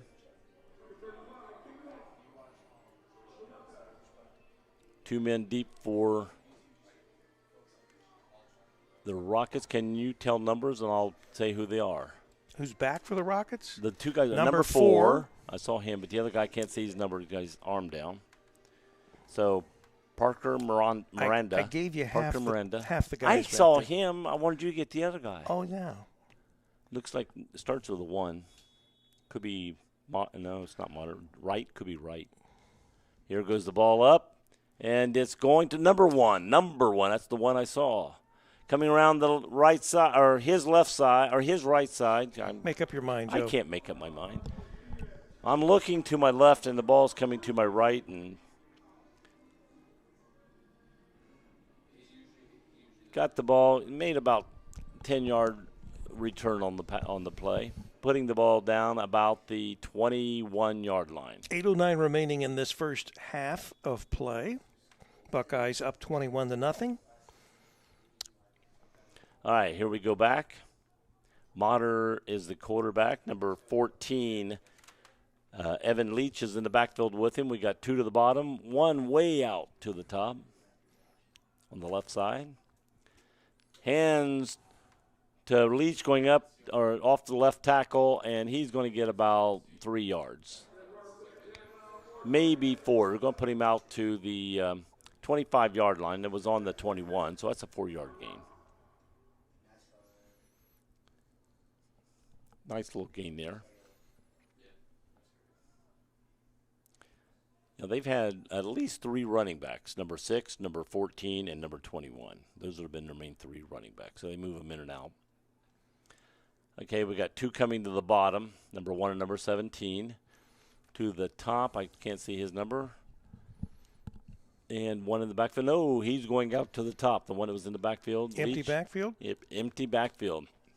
Dropping back, here comes the blitz. Almost intercepted. There were 2 Buckeyes leading the receiver running for the ball, and I think that was Leach. And the ball was over, it went by in front of them. So if it was any closer, they would have intercepted that pass. As the receiver broke, he threw the ball leading, but 2 Buckeyes were running the ball down also at the same time. So we're going to be 3rd and 7 from the, or 3rd and, should be 6. 3rd and 6 from the 25. Got to get to the 31. 2 to the bottom, 1 to the top. Leach back in the backfield. Throwing to this side. He's caught and tackled immediately at the 40-yard line. Let's see where they mark him out. Great toss. It was. First down. They're going to mark him at the 39. Going to mark him at the 39. Once again, you see that strong arm that he possesses. That ball was, again, he's not only strong, it's but a rocket. It's not as strong, but he throws it right on the money. He gets rid usually. of it quickly, you know. Yeah. If the receiver's where he's supposed to be, yeah, it usually is right on. The only time he doesn't, it probably if he sees the defender, so he leads him a little more. Well, and it's very difficult to defend a quarterback that does that. 1 in the backfield, 2 to the bottom, 1 man in motion, number 17 going across. Hands to Leach going up the middle. He's hit immediately, knocked over, and not going. He'd get back to the 40. They're going to give him the 40, so he got 1 yard on the play. I tell you what, he wouldn't go down for a while. He hit and kept going and kept going. So we have a 2nd and 9 with 6:25 and counting down here from the Glass Bowl in Toledo, Ohio.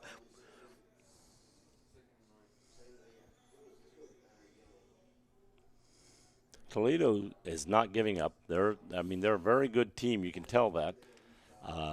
Well, they're in this game just because they're down 21. No. They're still in this game. No, we've seen a lot of today. We saw a lot of teams with the big lead and teams coming back. So can't throwing to his left side, caught by number 17, being tackled by 3 Buckeyes coming down. Number 28, number 22, and number 6 or 8. Price.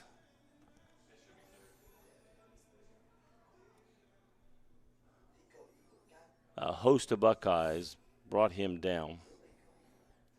I think that was Martinez and Price. So would that be called a clump of Buckeyes? A clump of Buckeyes? If you want to call them that, you call them that. I don't know, but, Buckeyes. I'm not calling them Buckeyes a clump. Buckeyes are like in clumps on the Buckeye tree. I used to have a Buckeye tree in my front yard, Joe. Okay, we got 3rd down and about 6, or maybe 5. 3rd down and 5. Man in motion. Quarterback's back. Throws to his left side. Oh, a Buckeye hit it. Oh, it was caught, but I think he was out of bounds. Yeah. One coach runs over and points. Hey, look, his foot was hit right here, but I don't think it did. I think he was catching it, but he was in the air and didn't come down till he was on the white of the outside. As we were saying, Joe, Buckeyes are real. Buckeyes are real. And don't eat a real Buckeye, but the Buckeye candy is nice to eat. No, the Buckeye chocolate candy and peanut butter. But don't eat a real Buckeye. A lot of people not from Ohio when you say a Buckeye, they don't know what you mean when you talk about the candy. They don't have any idea even when you're talking about the Buckeye tree and seeds. All right, we got timeout. Timeout's called on the field. Did you see who called it? Probably the ref. Well, the ref Zebras. did, but I didn't see him point. Usually when they do that, they'll turn and point. I didn't see him point. All right, 4:56 in this first half remaining.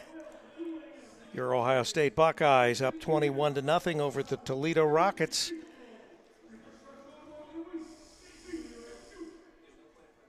And it's been fairly clear that we've been overcast, but now that it's dark, it's kind of difficult to determine whether the clouds are still dark. But we've not had any drops. There's no rain, no sprinkles or anything like that we can tell of up here in the press box.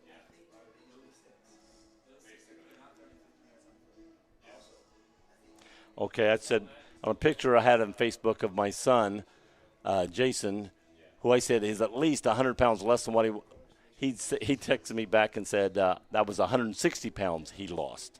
He's down to about 212 pounds, I think. See what if he didn't say how much down to, but if he's 212 and he was 160 pounds heavier than that. Wow. So that means he was 372 pounds. That is a big guy. Yeah, there's number 7 in that picture. Right. And he's a Ohio State jersey. And then my other wait a son. minute. Weren't there two people in that picture? And the other one's my son, Craig, who is No. deceased. I No, think the one of Jason is just one person. Okay. That's what you meant. That's what I meant. I thought you were meaning it first. I wasn't giving tribute to my son who was killed 4 years ago, but in a truck accident. But no, Jason was not two people. That was just one. Mm-hmm. And they threw the pass to the left while we were joking around on that. And Buckeyes are taking over on downs.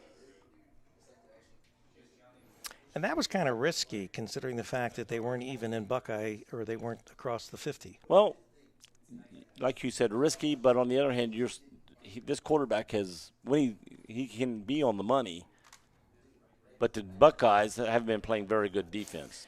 Okay. Well, and they always play good defense. They play great defense. Number one's doing some sort of sign up. I don't know if it's to them or to us. They pride themselves at the zeros that they keep on the scoreboard.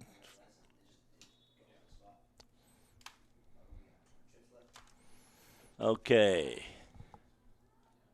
Buckeyes, one in the backfield, one top, two to the bottom. I believe that is JR in the backfield. Or let me see. No, it's not. It's 22, not 23, 22. That is Luke Finstemaker running the ball. But his girlfriend, that's not his girlfriend. No, that's not his over there. No. That wears the 22. That is Muster's girlfriend, number 88, the kicker. Okay. Another kicker. We don't want to get anybody in any trouble. No. But I told her I'd mention his name, Muster. He's one that was waiting on paperwork to get done last week. He's wide open in the end toward 6-yard line, 5 touchdown. Yes, so that means and that was done by Jalen Haley. He's the one that was doing a signal up here, and I think he was saying, I'm going to get the ball. I don't know if it was to us or to the coaches to our right, but he sort of turned to the press box, did a signal. Is it like pointing to the outfield? We did an O, fence? like an O, Yeah. and then So pointed or something. Well, I mean, who else would be up here? But us, It would be us or them. or the Buckeye. And I think he said, "Watch, I'm gonna," and he was 25 yards behind everybody. In the kick, caught, put down, and the ball is up by David Rive. And it's good. And good. Score is now 28-0, 4:10 to go to halftime.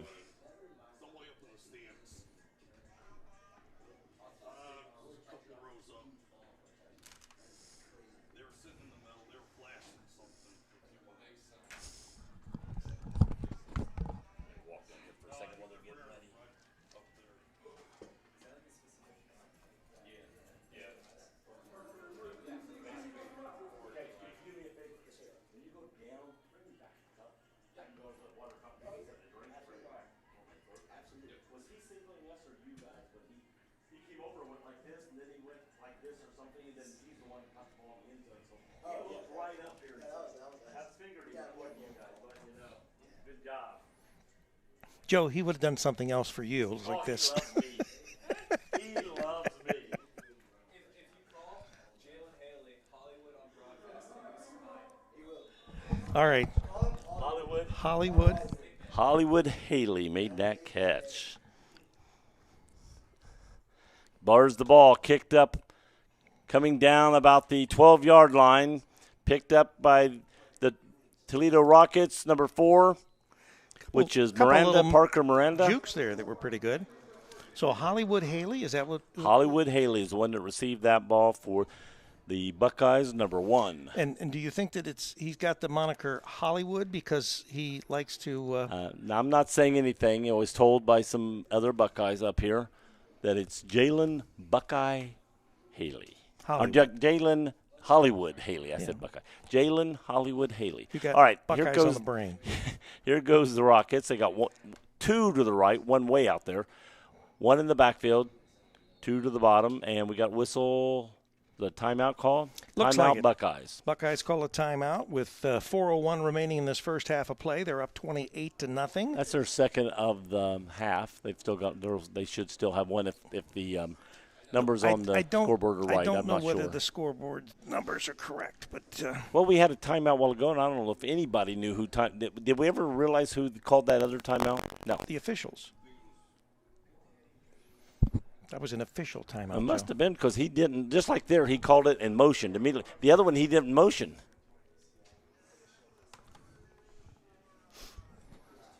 So here come the Buckeyes back out on the field for defense. All right. Ohio State with 1 timeout. Toledo has 2 timeouts. All right.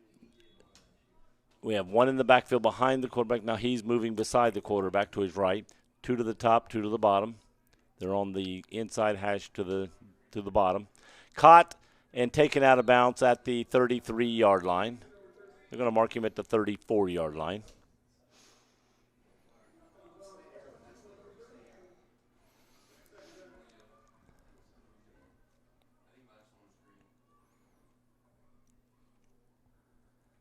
Okay, it's a 5-yard gain.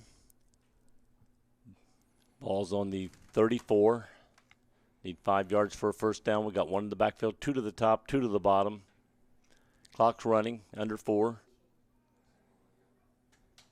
Quarterback dropping back, running to his left, and running backwards and just throws it away.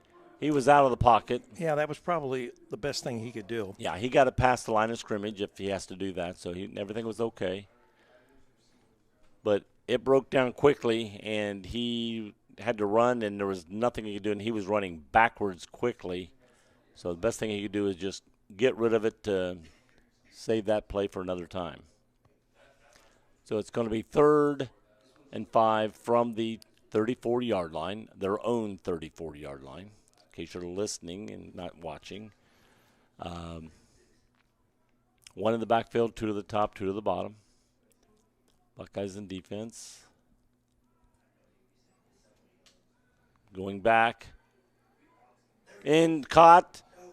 Oh, and tackled from behind, pushed forward. He's going to be maybe a yard or so shy of the Looks first like down. a yard or 2 yards, maybe a yard. The guy tackling actually helped him. He pushed him up a little. Pushed him up a little closer.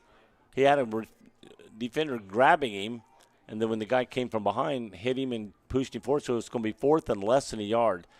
I mean, go for it, but don't get it. Buckeyes, with 3 minutes to go, are going to have it on their own side of the field already. Well, they're going to go for it. They may right now try to get them to jump. And that's true. They might. All right, big play here for the Rockets. Man in motion, going through, getting set in the slot. No, keeps on going out. Man behind him. And we got penalty flag. Penalty flag. Is that delay? Probably delay. Yeah, it was a delay. They were waiting and waiting and waiting, trying to get the Buckeyes to jump. So that will result in, I'm sure, a punt this time. Yes. And I don't think they wanted to snap it really. I think they wanted to the delay. They wanted to get Ohio State to draw and jump, and if not, so now it's going to back up. It's going to be 5 yards, and they're going to get in punt. Number 33 is back to do the punting. Again, I don't have a 33 on my sheet. look later to make sure that's the number I see down there. There goes the ball. Flips. Almost blocked. It was touched. It must have been because it went straight up in the air. Oh, it did. He may have got fingers on that ball because it was right there. Great pressure by the Buckeyes. 30, number 30, not 33. 30 coming off the field that did the punting, and that is Blake Chezik. Chesick. Chezik or Chezik? Probably Chezik. That's what I would say. That's what I said first. So the ball is at the 46-yard line of Ohio the State. Buckeyes. But the ball was being snapped from what the and twos are wild there. 34. We got 2:22 remaining in this first half. Plenty of time for the Buckeyes. So that was like only a 19-yard punt, I think, from the line of scrimmage. And I think it was tipped. I think it was tipped. I think, yeah. J.R. Burton has it going off right side, cuts through the tackle, goes on the outside into the 30, 25, 20, and knocked out of bounds about the 18-yard line. Nice run. I think that ball was supposed to go up the middle. He went up the middle. He cut it because he saw and then that all it of a was sudden, closed. Yeah. all of a sudden he shot out to the outside, broke around the outside through where the tackle would be, and made great yardage down to the 18-yard line. First down from the 18. 2 minutes to go. Great run by We Burton should there. stop the clock right now. 2 minute. All right, so we've got the Not warning. 2-minute timeout. 2 minute timeout. Yeah. Not to be confused with a 2-minute warning. Yes, that will be later.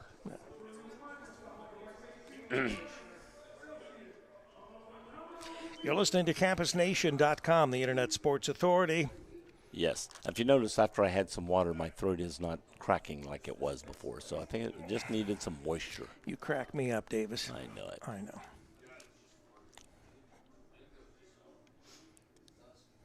Well, the next time we have an event like this, especially when the Buckeyes Division I team plays that same day, you're going to have to keep No not yelling. So much yelling. Yeah, no yelling. I'll go. There was plenty to yell about last night against Michigan State, but I'm think a good OH. Well, and there was there were some other Buckeyes on the other side of Yeah, B-Dubs. but they weren't as good And Buckeyes as were everywhere. There were there more were. Buckeyes In than Toledo, a lot of Buckeyes up here. That's right. A lot of Buckeyes no matter where you go. But you were trying to out yell the a lot other of Buckeyes in South Carolina where I go. All right. Buckeyes have the ball. One in the backfield. Looks like that's JR this time. One to the right, two to the bottom. Fake. Throws the end zone. He's there. He caught it. He actually slid Touchdown, under it. yeah. Well, he slid under it. He did not want to run out of the end zone. He knew he broke the plane, but he didn't want to run out of the back of the end zone. So as he caught it, he just slid down. So his strides didn't take him too far. Referees are coming. Is there a flag on the field? Yes. Yep. Must be. No touchdown, so I'm going to take it back off. I did not see what was called, but it was balls back on the 19-yard line. No, don't know exactly I heard why. the referee say he did something, and I don't know what all the signals are they do. So ball's on the 19. But it's 28-0, isn't it?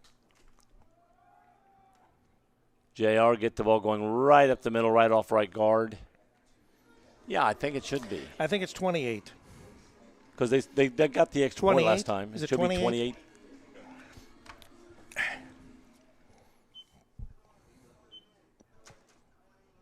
Yeah, they've never missed an extra point. Yeah, the umpire was saying 28. That's probably what he was saying a while ago and we didn't catch on. All right, ball is now on the 16-yard line. Second down. Got to get to the 9. 7 yards to gain. 1:10 on the clock and running. Throws overthrew. He had him open, cutting in from the right side. If he had thrown it down, that would have been caught, possibly touchdown. He'd have been at least to the 5 or 4 before he had any contact. His movement could have pushed on into the end zone. So it's like it's going to be about a 3rd and 6. Field going out. Yeah. 1:05 remaining in this first half of play. Quarterback going over to the coach, get the play. Him and the looks like tight end coming back out together.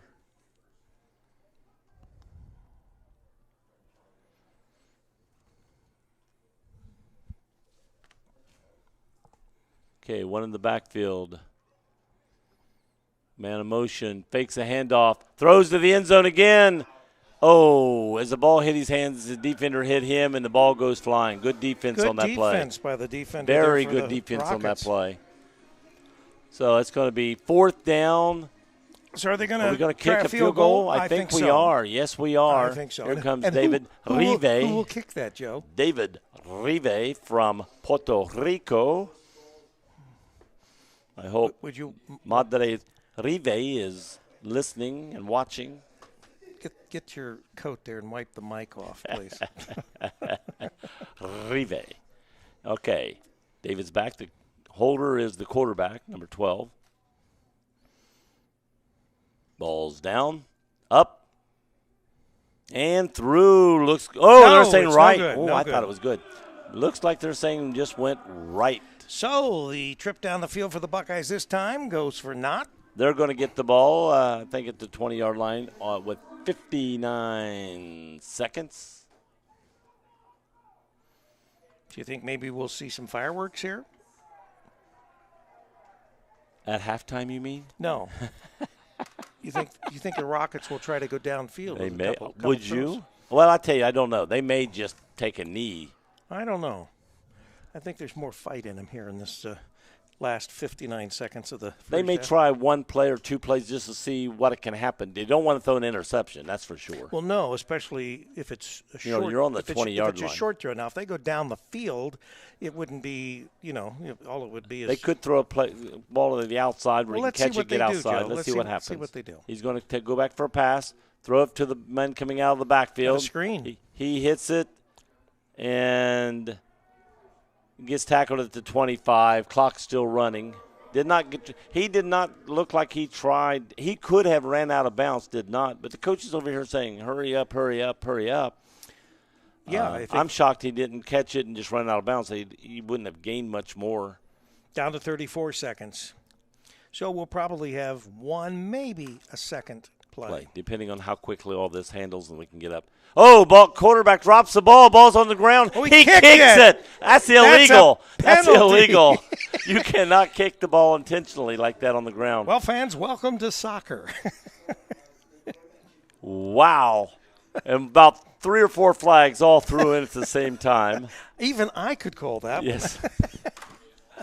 Oh, my gosh. That Ball was- was at his feet. He saw a Buckeye was- coming. Instead of diving on the ball, he tried to kick it. That was sheer panic. That's what that was, Joe. Well, I tell you what, it saved them the ball. It's going to be a penalty against them, but it's still their ball. That's better than letting the ball lay there and the Buckeye jump on it. Well, that's true.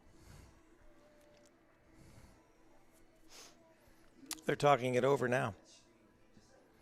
Zebra's not sure what they want Well, to do. it's something that's not called often, so they got to make sure what the penalty actually is on this play.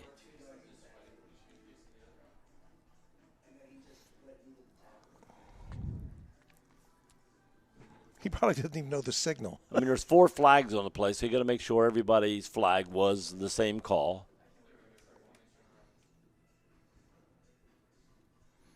The great thing about here at the Glass Bowl is that we do have mics on the Zebras, so we know what they're thinking. Was that right? Unlike you, Joe. Oh, you have a mic too, but we never know what you're thinking. Nobody ever knows. You better not know what I'm thinking. You're very confusing. Okay, ball's being marked back. Kicked. He's He's indicating a kick. He's going back inside the 10. I look for a kneel down this time. Yeah, I would agree. I would tend to agree. Ball's being put on the 6-yard line. So that was a 15-yard penalty for kicking the ball. Yeah, that's a personal foul. And we have 17 seconds remaining, so they're really this deep in their own territory. There's really no reason for them No. to try anything crazy.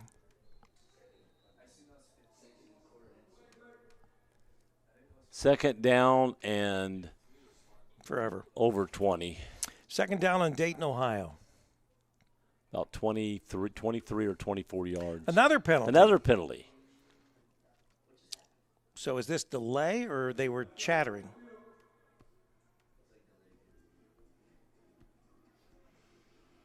They may pick this up. I'm not sure.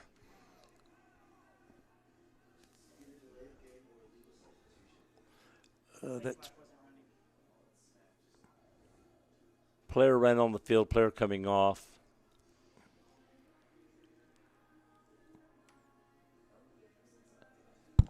so is this half the distance to the? Yep, again, unsportsmanlike conduct against Toledo. half the distance for Toledo. Now it's going to be on the 3-yard line. Still 17 seconds left. I think that what they may be worried. Well, he can't just kneel. He's standing in the end zone, so he can't kneel it down. No, he's going to have it come out of the end zone. Going to throw it. Caught. Great. And the clock should run out here. Well, clock's still running. We're at 7-6. Nobody's getting ready for the ball, so that's going to end the half. Ohio State 28, Toledo 0. Toledo will get the ball first coming out of halftime. All right.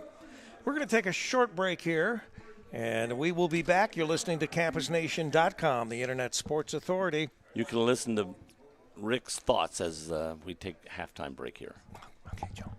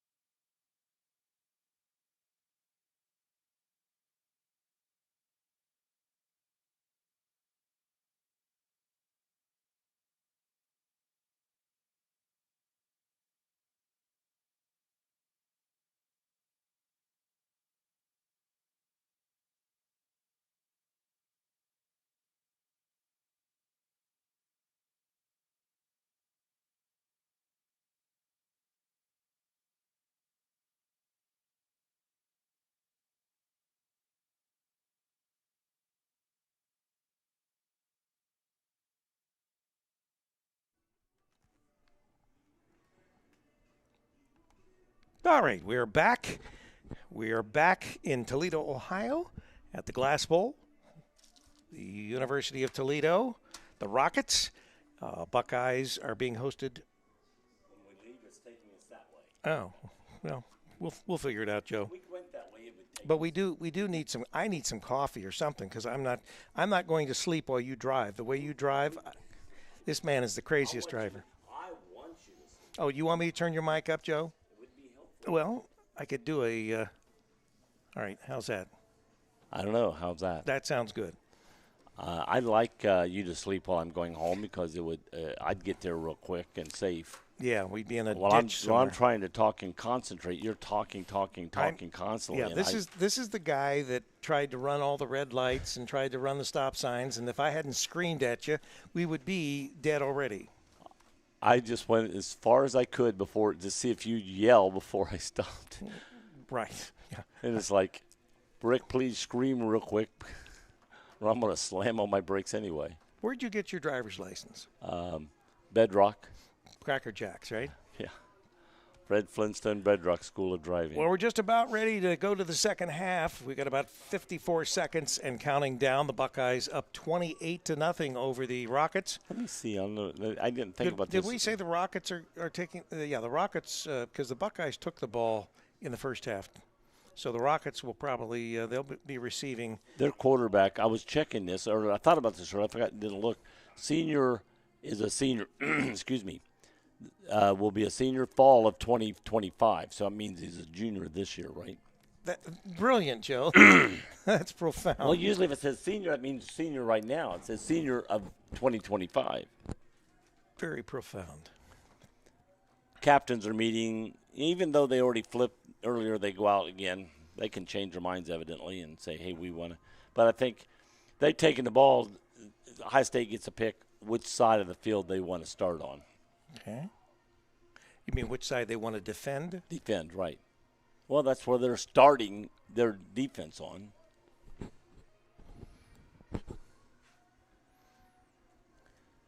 Now I wanted to see if their quarterback was, freshman, All sophomore. right. So Ohio State will be kicking off to Toledo.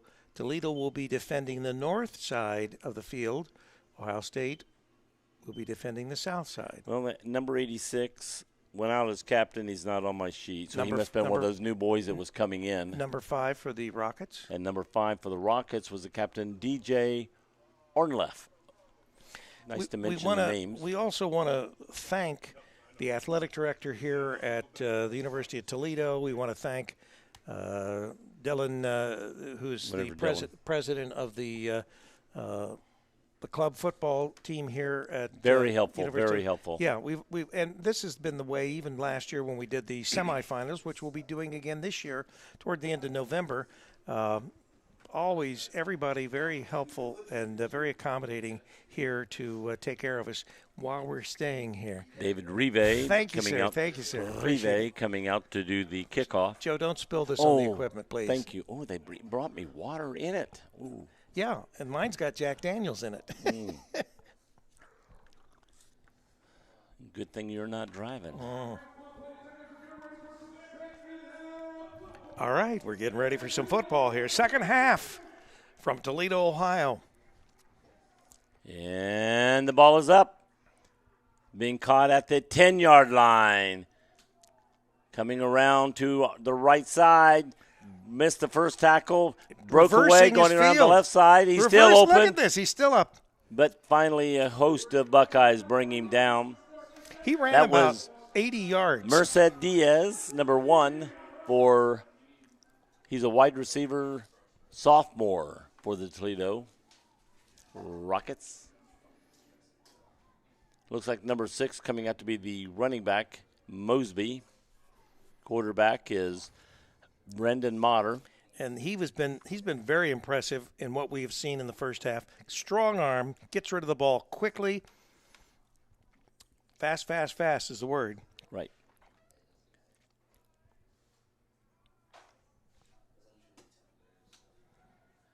Toss out to the left side. Mosby catches it going around the left side and being pushed out of bounds. Got a first down. Gained about 14, 15 yards on that play. Got out to the 43. We might be seeing some new attack mode here by Toledo. Yeah,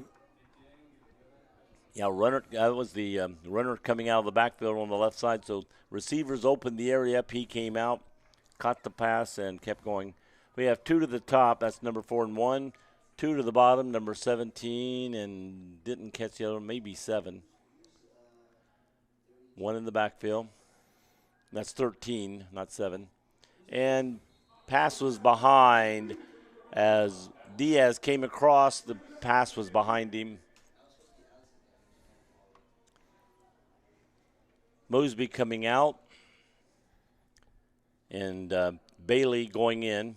That's Tremaine Bailey going in. Yeah, as you said, they used, 3 or 4 running backs 3. in the first They got Leach, they got Bailey, and they got Mosby. 2 to the bottom, 2 to the top, 1 in the backfield, Bailey. 2nd and 10. Gives it to Bailey. Started left side, comes back right side, and he's going to be maybe a yard shy of the first down marker. I see they're mixing it up a little more. Besides Yeah. the passes, now they're doing some more runs. Right. It's called adjustment at halftime, Right. Joe. Yes. Really? Never heard of teams doing that before. That's something new. Wow. Well, it's Shocking. working. It's working. All right. Coming up to the line, we got 2 coming to the bottom, 4 and 1 up to the top. We got Bailey in the backfield with Motter. Man in motion. Gives it to Bailey going up the middle, and this time the Buckeyes are there. But he gets the first down. He gets the first down. Got all that was needed. I'll see a Buckeye with his hands up like, I didn't touch it, and look, and no flags on What him. is that, a cloth on the field there? I think Somebody it is. Either that or a piece of paper. I'm the Buckeye picking it up. I think it's one of those towels that connects to the Buckeyes that we can wipe their hands off on. All right. All right. First down. Toledo's down. We got 2 to the top, 2 to the bottom. Bailey in the backfield with Motter. Man in motion. Right. Throws it out here. Caught. That's by Evans. Or Evan Leach. Well, I like the adjustments they've been making. Yes. They're starting to open things 1, up a 2, bit, and the Buckeyes are going to have to make some adjustments of their own. Like I said, Toledo is a very good football team, and things didn't go their way the first half, but they are coming out second half with a new life, and they're playing well in this first time they've touched the ball the second half of the game, down to 12-15 and moving. 1 man to the left of the of quarterback Motter. Throws outside. He caught about the 40-yard line. Going to move him to the 39 where he went out. Caught at 40, went out at the 39. It's going to be 3rd down and I'd say 4. I'd say 4-2. And Not 42, but 4. 4. Also. Yes. Clock ticking down, 11:42 here in the third. Knowing Toledo, it's probably 4-down territory here. Man to the right of the quarterback, Bailey. Blisk was coming in, picked up. He's running to the left, throws. Here's going to be intercepted or caught, and it's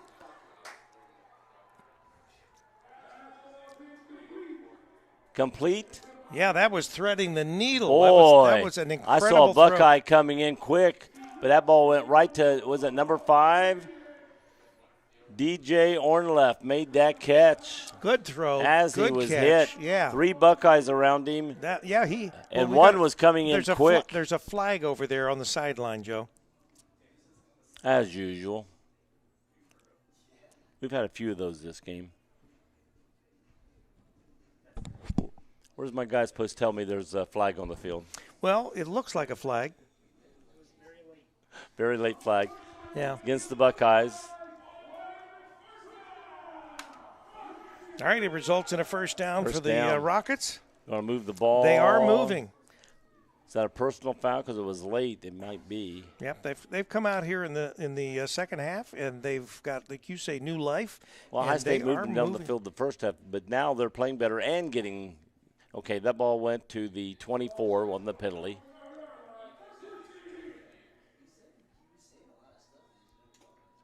All right. We have Leach now in the backfield. 2 to the bottom, 2 to the top.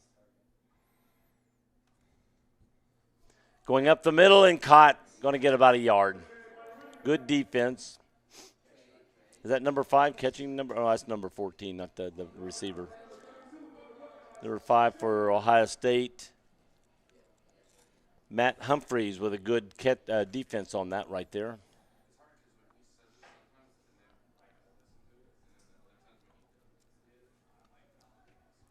I'd like to say hi to Mr. Muster. Just got his papers done. He's a kicker for Ohio State, but was unable to play for a while until he got his papers approved. One in the backfield, one in motion. Looking back, looking to his right. No, he's going to throws to his left.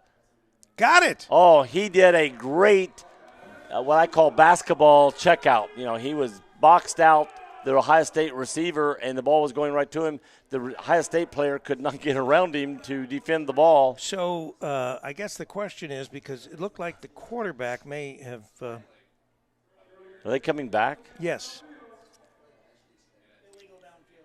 Yeah. Oh, quarterback went by the line of scrimmage? Illegal downfield, and that. Oh, somebody went illegal downfield. Yeah, One from the line. That's okay. a 5-yard penalty, so it's going to be a second and about. Oh man, that's a shame. That was great play. That was an incredible catch. The wide receiver did a great job of boxing out the defender and catching that pass.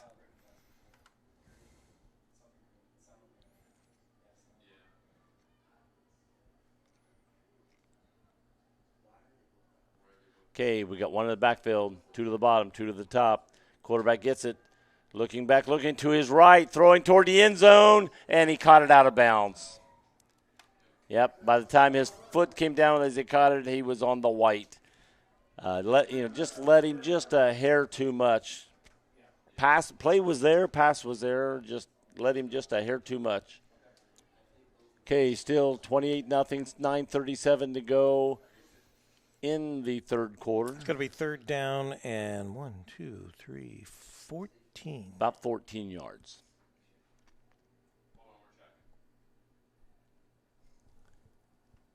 Third and 14, and I'm sure 2 down territory if needed.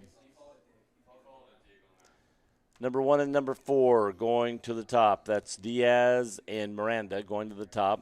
We have 2 at the bottom. Halaba. We got a flag, delay a game. Well, I tell you what. You do good, then shoot yourself in the foot. Okay. They were moving great. Now it's going to be 3rd and 19. I mean, you're a good passing team, but, man, why force yourself to throw long passes to get that first down? Well, you don't want to get it all at once. You want to. No, if you're going for fourth down here, but the pick problem up is it's third down, so you're not going to have 2 attempts. You got 3rd and 4th. Well, I guess you could have 2 attempts down in this part Quarterback of the field. back, looking, throws up the middle, hit by the Buckeyes, missed. Another and nice got catch. through there. Oh, ball came out loose, but they're saying he was down. I think he was already down. He was down, but I just say it when I see it. Yeah. And another great. Number 5, that's the same one that made the great catch a minute ago, DJ Ornleff. Good job, DJ. If you hear me mispronounce the name, let me know too. My name is Phillips. That one, Davis. Mr. Flops. Mr. Phillips. Mr. Flops. Rick Flops. I've heard people say that before. Rick Flops. All right, we got 2 coming to the bottom, 2 going to the top.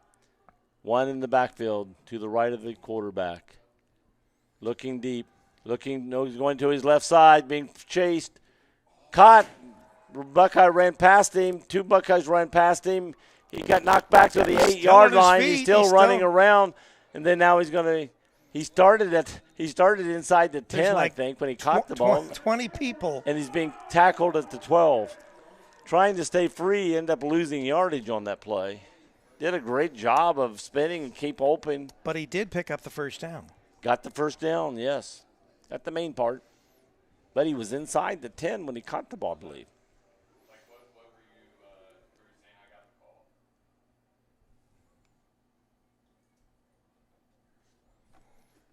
All right. Going back out. Toledo has a real nice drive going here. Are we still in the first drive of the second half? Or are we? Yes, Wow. 8:58 is the time, the actual time. And coming around the right side, got about 2 yards, I think. Went from the 11-12 to the 10. Went from the 12 to the 10, being tackled. Looks like we got a 2nd and 8 here, Joe. I was trying to see if that was Ornleft that got the handoff coming around as a receiver, or I think it was number 6. It looks like a 5 sometimes when you move, and I think that was Mosby that made that run there.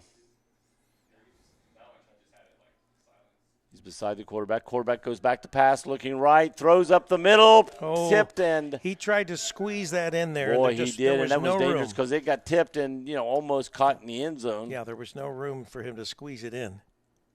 3rd and was that 9? Yeah, 3rd and about 8. 3rd and 8. Yeah, he's from the 10. 3rd and 8. 3rd and 8. 6:44 to go. This is definitely two-time territory. 2-down territory. Oh, of course. And they're not going to kick a field goal, so forget that. No, when you're down 28-0, field goals does not going to help you. No, you're going to go for it. All right, we got 1 to the top. We got 2 to the bottom. We got 1 in the backfield. Looking, throws it. Ball's picked up in the air and goes to the ground. I had to look to see how high that went to see if anybody could run under it. Number 44 for the Buckeyes got in there quickly, and that is Ryan Keenan. Good job, Ryan Keenan, freshman for Ohio State. So now it is going to be 4th down from the 10, not goal to go. You can get the first down inside the 2. 2 on in. He can get a first down. Okay, play coming in with the quarterback. Got to get 6 this off seconds. fast. 3, 2, 1. Ball snapped at 1. Just got it off. Throws deep. Is he going to throw it out of the end zone? He does. Almost looked like number 32 for Ohio State coming around the other side was being held a little bit. I think that was the case. And that was Alex Anderson making a push on the quarterback, forcing him to move and not throw it where he wanted to and not have time to set up. Good defense on that play. Ohio State takes over on downs on their own 10-yard line.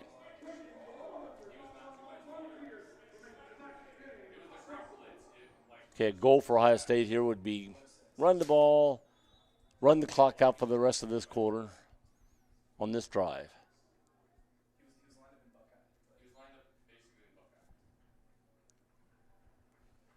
All right, we got 1 to the bottom, 2 to the top, 1 in the backfield, 1 in the slot.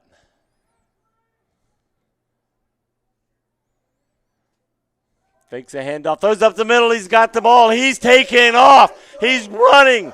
Here comes a receiver behind him, defender. Oh, he caught him. Caught up with him. That's a big man, and that was a little man catching him.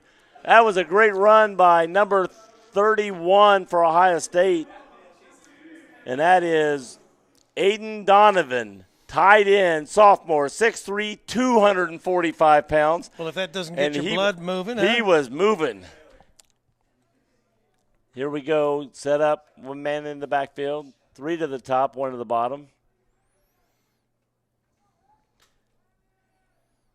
Quarterback going to run. Yep, he tucks it. Going to run. He's going to get as far as he can. He got down to the 29-yard line. Do you see the number who caught him? I'd like to put him on the air. Okay. Danny Hula? What? I don't know. What'd you say? Who knows? He didn't even look. He didn't even look. Oh, no. Little tiny guy. I remember that. Number 12 running around to the right for Ohio State. Catches, throws it short. Guy gets a first down out of it. Nice. Picked up a few extra yards, Yep. too. Caught it about 1 yard shy of the first down and then getting about 3 yards past the first down. Good job by Motter.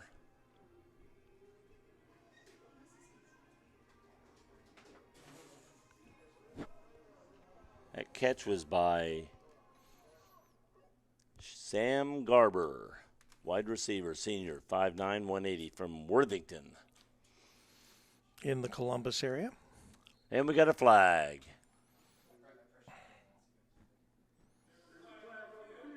What's he calling? Delay? Offsides against. So the Buckeyes must have lined up.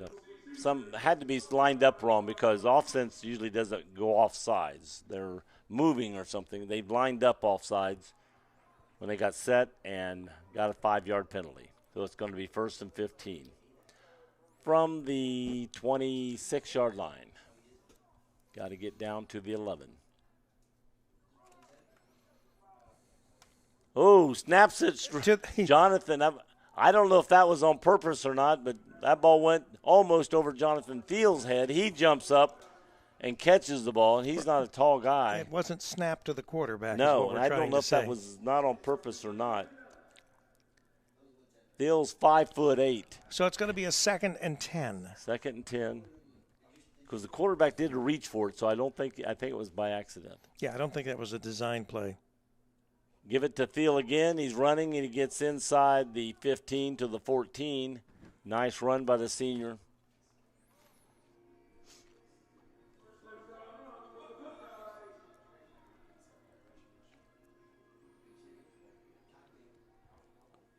Players are looking over for the call. Looking for a sign. I missed those bats. Remember the bats? Thiel's also the president of the Ohio State Buckeye Club team, number 7. Quarterback has it coming around the left side. Throws to the end, wide open. That was too easy. Jalen Hollywood Haley. Hollywood. Way to go, Hollywood Haley.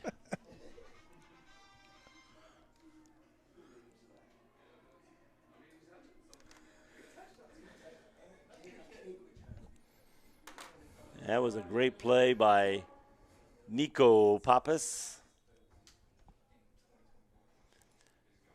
And David Rive coming in to do the kicking for the extra point. Up. Good. I'm not saying anything until I see the referee's arms going up. Pretty good idea of that. 35-0, 3:23 remaining in the third quarter of play here from Toledo, Ohio. We're at the Glass Bowl on the campus of the University of Toledo. Nice facility. Great area that we're in here as far as all kinds of buildings with athletic-related things on it. And we've got, I guess, plans for some new buildings here too, right, Joe? Right. Well, I don't know if they're building, but they're planning on bringing the baseball, softball, which is a couple blocks off campus, trying to bring them back on campus right here, right behind the football field. Would make sense, wouldn't it? Yes. Have a nice area here, nice soccer field on the other side, nice building for the basketball and volleyball and indoor sports. Just a beautiful area up here, just very beautiful. Toledo, University of Toledo, has done a great job of really fixing this up here.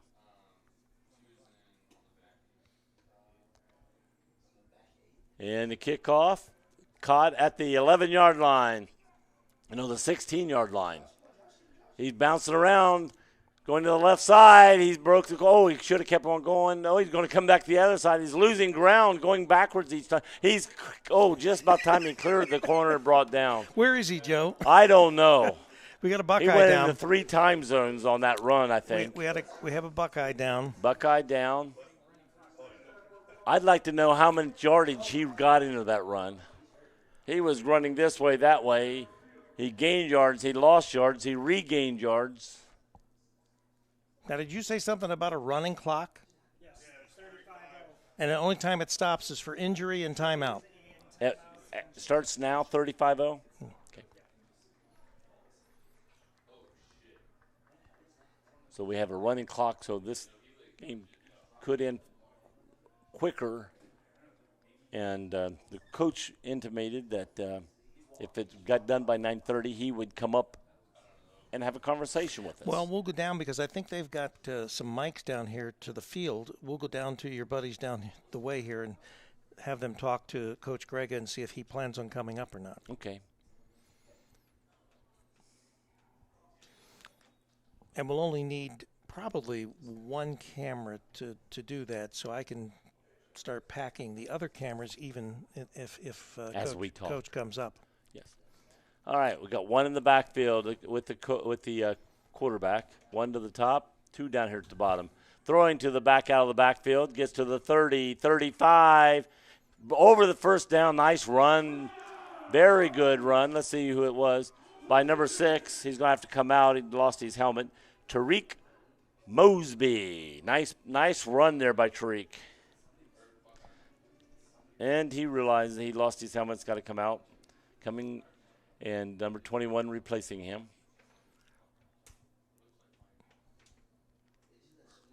So they'll get the ball on the 41. Got to get to, is that the 51-yard line, Rick? Duh. Duh. It's at 49 of Ohio State. East Clinton math. No, that was Greenview math. Ball comes out, but I think they were saying he was down. What do you mean Greenview math? Well, my grandson from Greenview, that's the true. one That's that right. said 51 yards. Yeah, well, anything in the Davis family, we know that you guys. I think he gets that from his mother's side. He was the first. I'll tell her He was that. the first Davis family member that actually added 51-yard lines to the football field. I'm gonna tell his mother that came from the Johnson side. All right, one in the backfield, one at the top, two to the bottom. Giving it to Bailey, going off the left tackle, gets the first down. So they're moving the ball, doing well. Yeah, they've done very well at moving the ball in the second half. They just haven't been able to change that into any kind of points. Right. And it's funny. Early, they weren't running, they were passing. Right. Now they're getting their yards on the run. Right.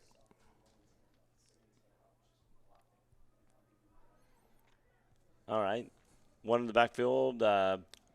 Number 4 coming to this side, making it 2 on this side, 1 on the other side.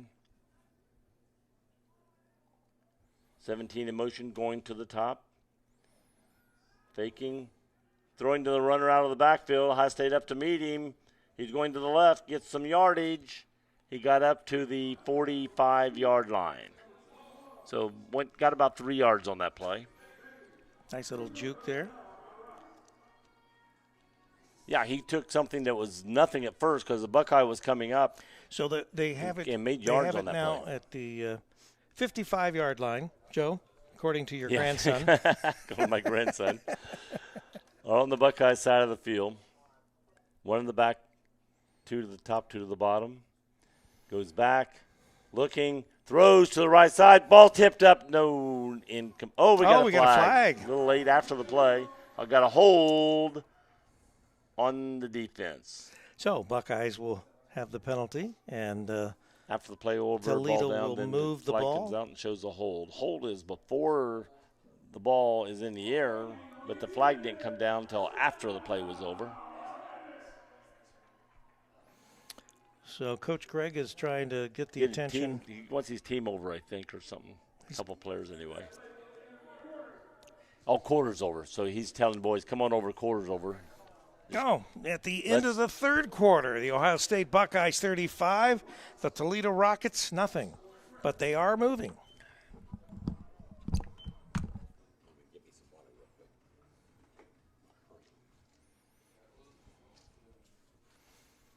And if I'm still awake, alive, whatever, tomorrow,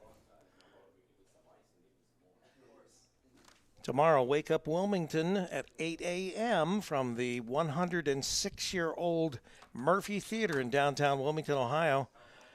We will be on the air at 8, and we will run till 10 o'clock. And I just was informed by Joe that we have a girls volleyball game at Miami Trace Monday night, tomorrow night. So not only do I not get much sleep because of our late start here in Toledo and driving back to Wilmington, but I also will have to not only do the early morning show, but turn around and do some girls volleyball in the evening.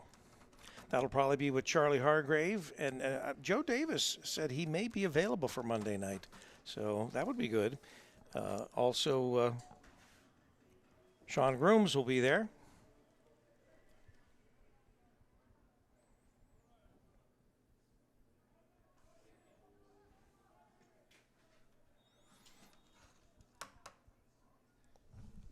All right.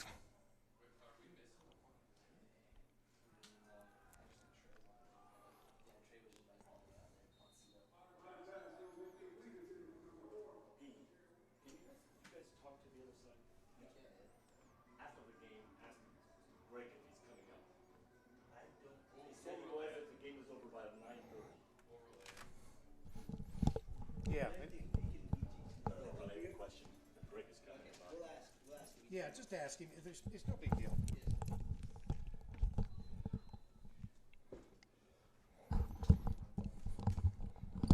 Okay, we've got a stoppage on the field. The voice is back.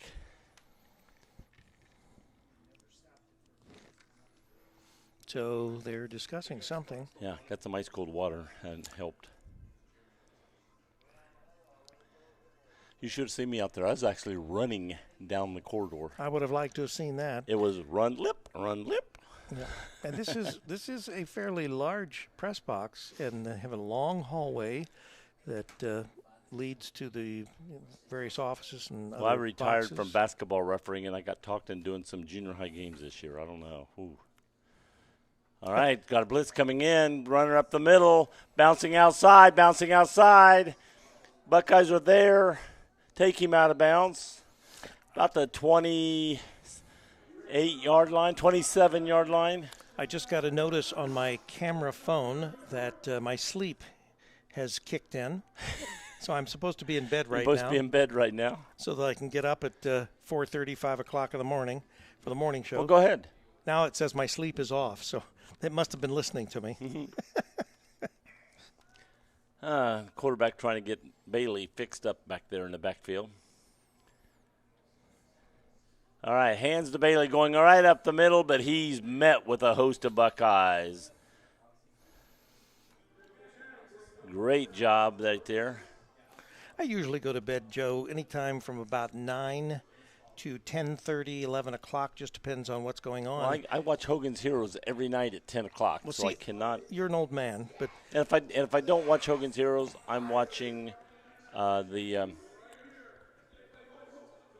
from California, the Emergency. I'm watching Emergency. emergency. It was Okay. on in the 70s also. Is this what, like on Me TV or something? Yeah. That's the old man's network. Oh, handoff in the backfield and tackled in the backfield. Number 8, when he got the handoff, the Buckeyes were already back there. They've been blitzing in. Good defense. That was number Tristan 39. Herndon Debo. So that ends that run.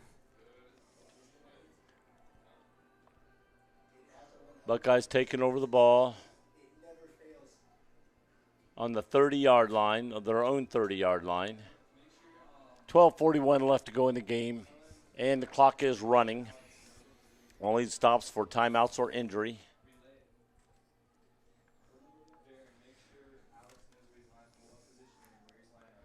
I am shocked that Toledo has not scored something in this game. They've tried.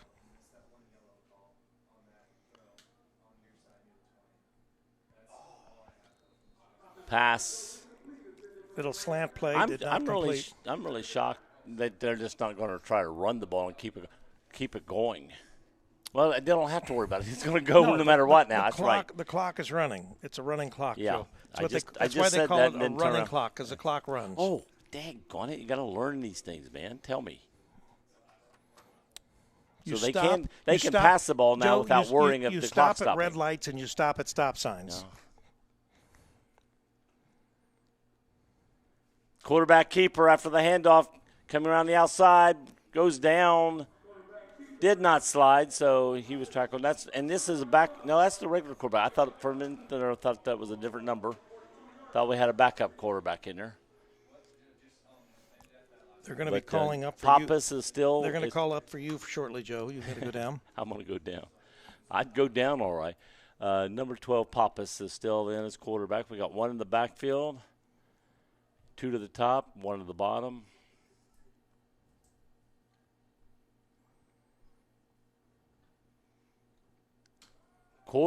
Gave it to the back coming out. Let's see. He got down about. Oh, the ball's out. Yeah, but they've already blown it dead, I think. Yeah, the referee's already got it marked at the 49-yard line.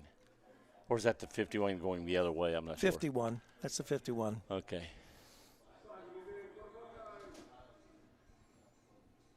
All right, we need 1, 2, 3 more yards, so we got 7 yards on that.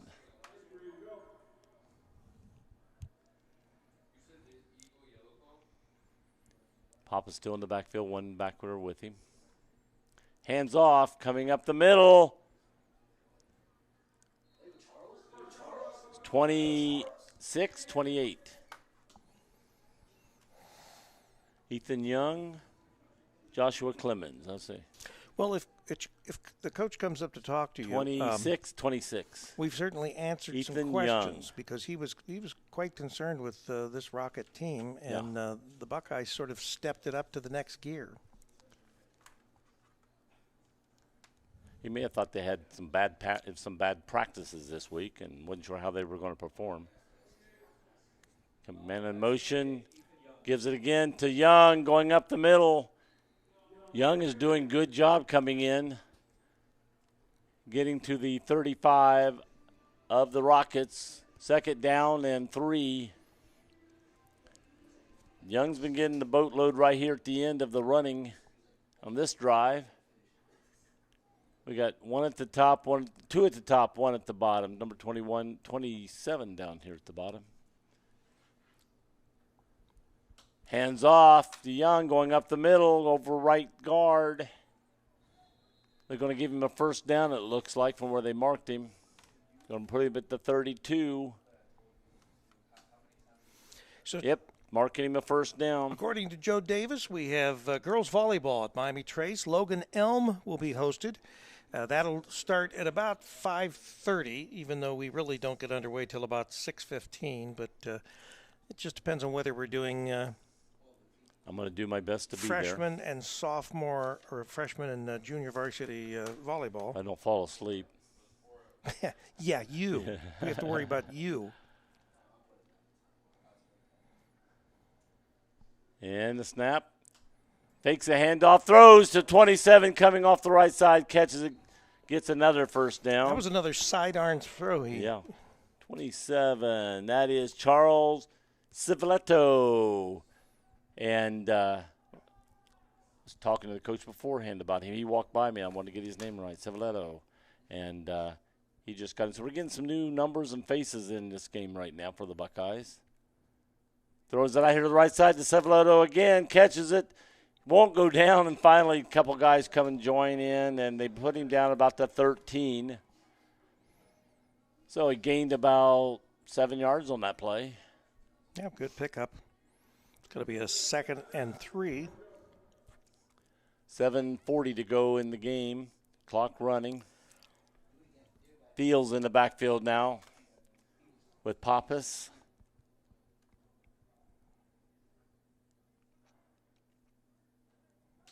Hands off the field, going right up the middle. He looked like he was almost going into the end zone and then got upended at the 5-yard line. Nice tackle. Buckeyes are knocking at the door here. 1st down and goal at the 5. 1st down and goal at the 5.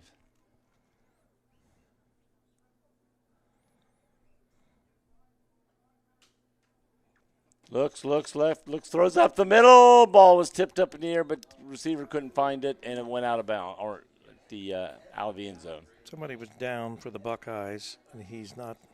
Well, somebody's grabbing his leg or something for the Rockets right there on the. If he just needed to stretch out or something. Could have been cramping. Number two. 2nd down. What, we got a timeout? Buckeyes calling a timeout.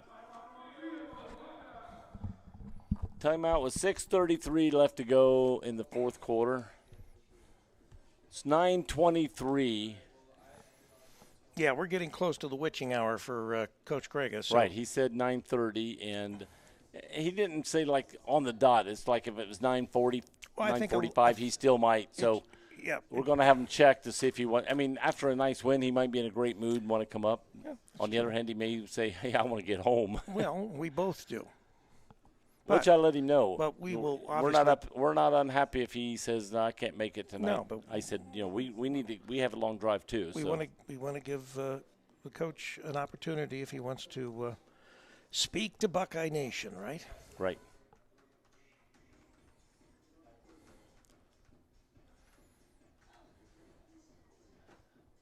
Well, yeah. I mean, they had some things. They started the game off with a kickoff return.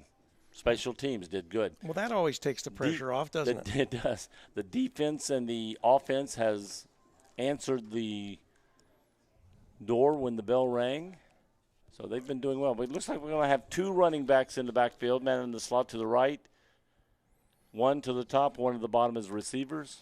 There's going to be a play they're working on here. Man in motion. Going to give it to the second man going up the middle. He's going to get down to the 2-yard line. Is this going to be 4th and goal? Or did they already move it to the third down? It must be already moved. She must have moved it to the 3. Third and goal. 3rd and goal. Because when she moved, she already had it on 3, so I didn't know if she was getting ready to flip it or had already turned it. All right. 3rd and goal from the 2. That Thiel in the backfield. And I would say this is 4 down territory, Joe. Oh, really? Jeez. Hands it to Thiel, the senior. Does he break the plane? They did not give him the plane. Nope. They're going to stop him inside the 1-yard line. So the Rockets stiffen, and they're going to force the Buckeyes into going for a. I don't think they're going to run it in. Thiel probably Thiel's the one that wants to run it in. He's the senior. So it's 4th and goal. And if they stop him, then they earn the stop and get the ball. It's like we're coming, stop us. They still not have flipped the to the 4th down. No, she hasn't, but it is 4th down. Timeout was called on the field. Well, he may be going over and having her flip it.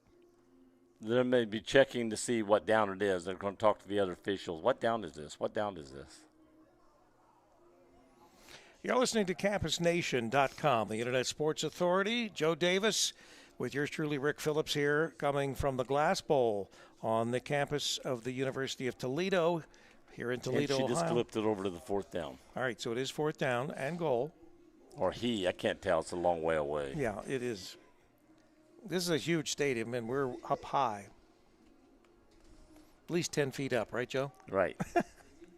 I just see a lot of hair, and I couldn't tell if it could be a boy or girl from here. But the yard marker person. All right, we got Thiel still in the backfield. He's up closer as a blocker, up close. We got one man in the backfield, 38 for running back. Going to hand to him. He's in the end zone. I'm checking for flags before I say anything. No flags. No flags. That was ran in by. One might be, I don't know, Browse is 39. It looked like 38, but it could have been, I couldn't tell the number. It looked like 38. It could be a new guy that just got his papers done, and he's not. They have him on their roster. I don't have him on our older roster. They've added players. Well, we knew that. But see, when they were going to, the one guy that said I could send you a roster, but he didn't have number. He had names, but no number, so I wouldn't have told who it was. So, is this Rive? David Rive.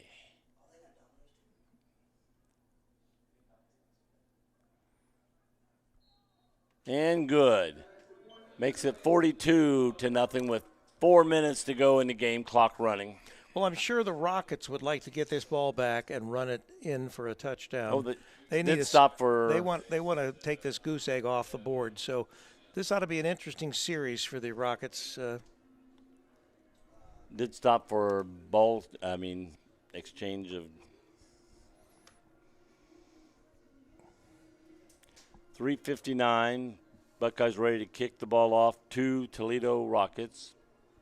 See if the Rockets can – two things going on here. See if the Rockets can score before the game's over, and to see if the Buckeyes defense can keep the zero on the board. Well, we know that Greg likes those zeros. Yes. He prides himself in this defense. And so it'll be interesting to see just whose will prevails in this series here.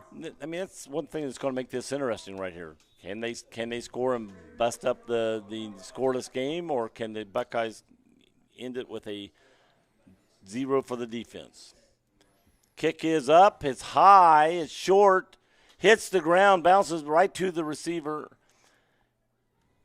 Gets it. Starts on the right side. He's getting a lot of yardage coming down and tackled about the 37-yard line, I think.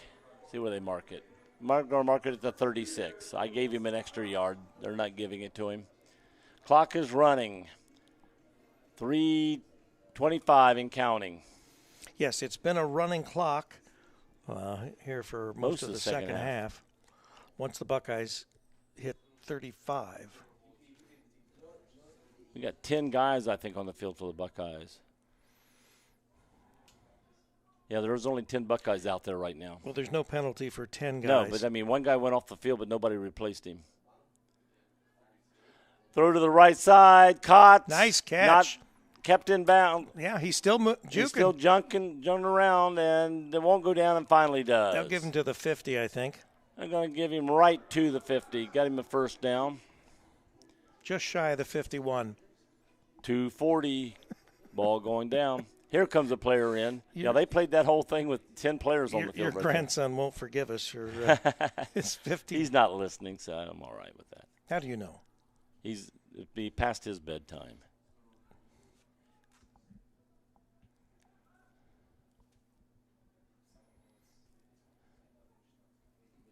And running back gets hit in the backfield and tackled. Going to lose a yard on this play. Not going to make it back to the original line of scrimmage. So it's going to be second and almost 11 here. They're going to put it right on the So, 49. Joe, now what are you going to do? Are you going to go get the car and come pick me up, or do I have to walk all the way? No, I out want to go down and get the car and bring it back where I was. Okay, all right. All you got to do is get the stuff to the bottom. Just don't eat my nachos while you're gone.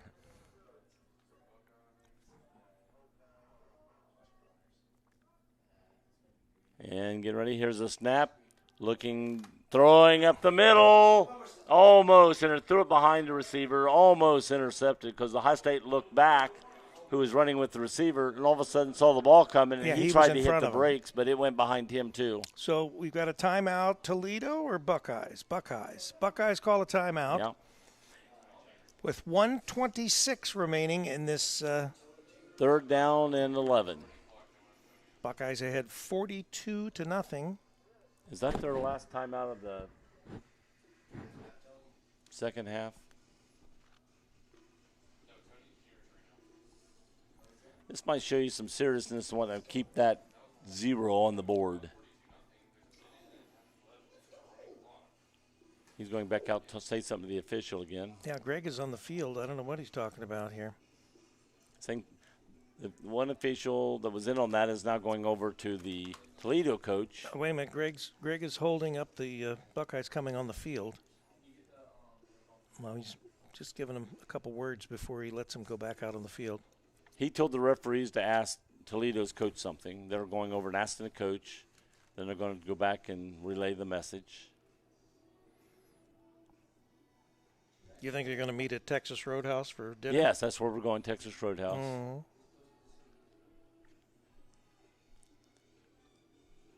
He said something to the Buckeyes players as they ran on the field, shaking his hands. Okay, we do have 11 on the field this time at least. Oh, that's good. And ask him later what he was saying right there.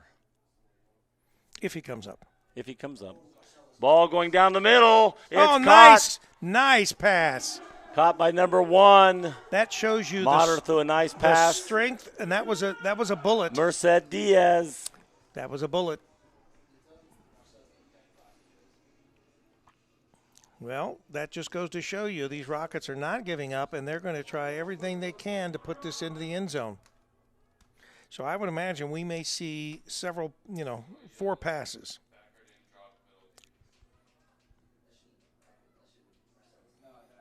And there's the snap. Pass- Quarterback's keeper. It's going to be a pass. quarterback keeper going up the middle. He does a spin move, but doesn't help him any. It's just spun down. And unfortunately, the clock will continue to run. He's We're trying, underneath they're trying 30 to get back seconds. really quick. Underneath 30 seconds with 14 So balls on the 14. So We're the underneath Rockets call a timeout. 26 seconds.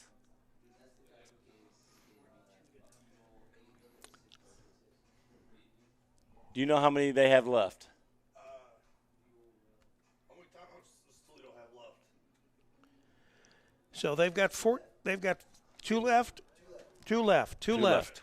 So they've got 14 yards that they have to transverse to get into In the end zone. 26 seconds with 2 timeouts. But the way he throws that ball and as fast Oh, and he can hard, make it in 3 he seconds. can Yeah. make- that's right. It would take all of 4 seconds for him to complete that pass. But with the 2 timeouts, that gave him the time to do that run right there. Well, that's right.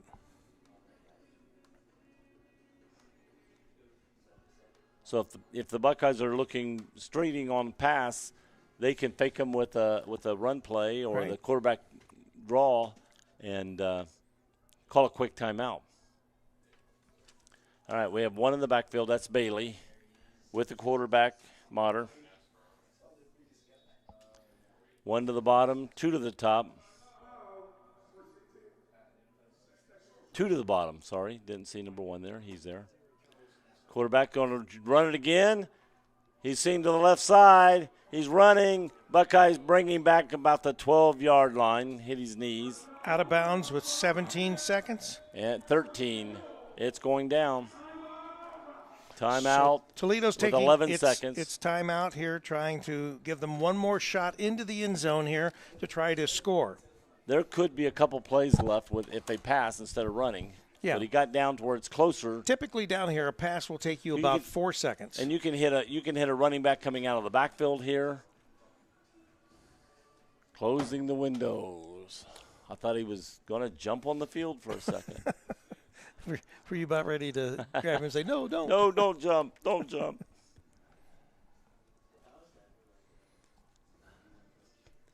All right, ball's on the 12-yard line. 11 seconds left in the game. The big question at this point, can the Rockets score and break up the scoreless play by the defense of the Buckeyes?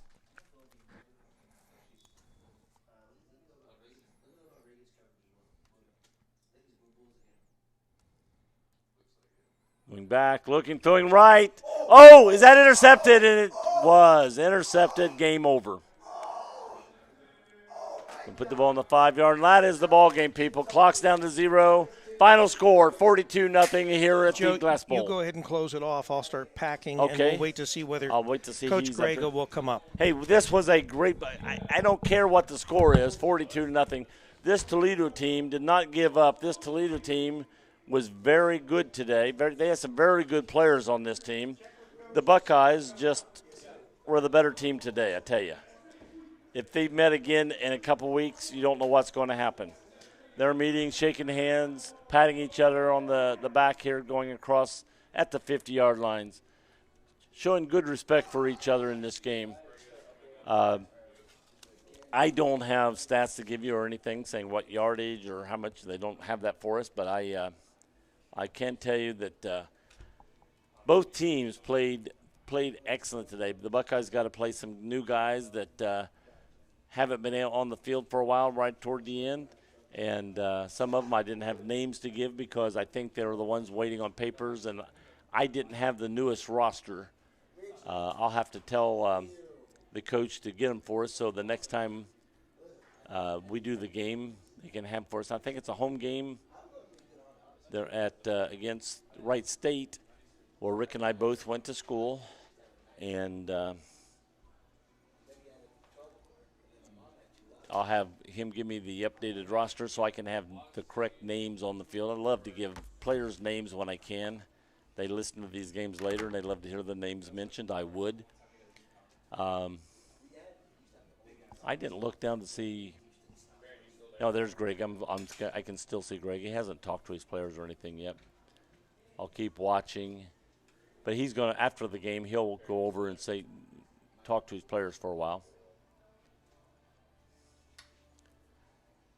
He's making sure he shook the hands of all the players of the other team.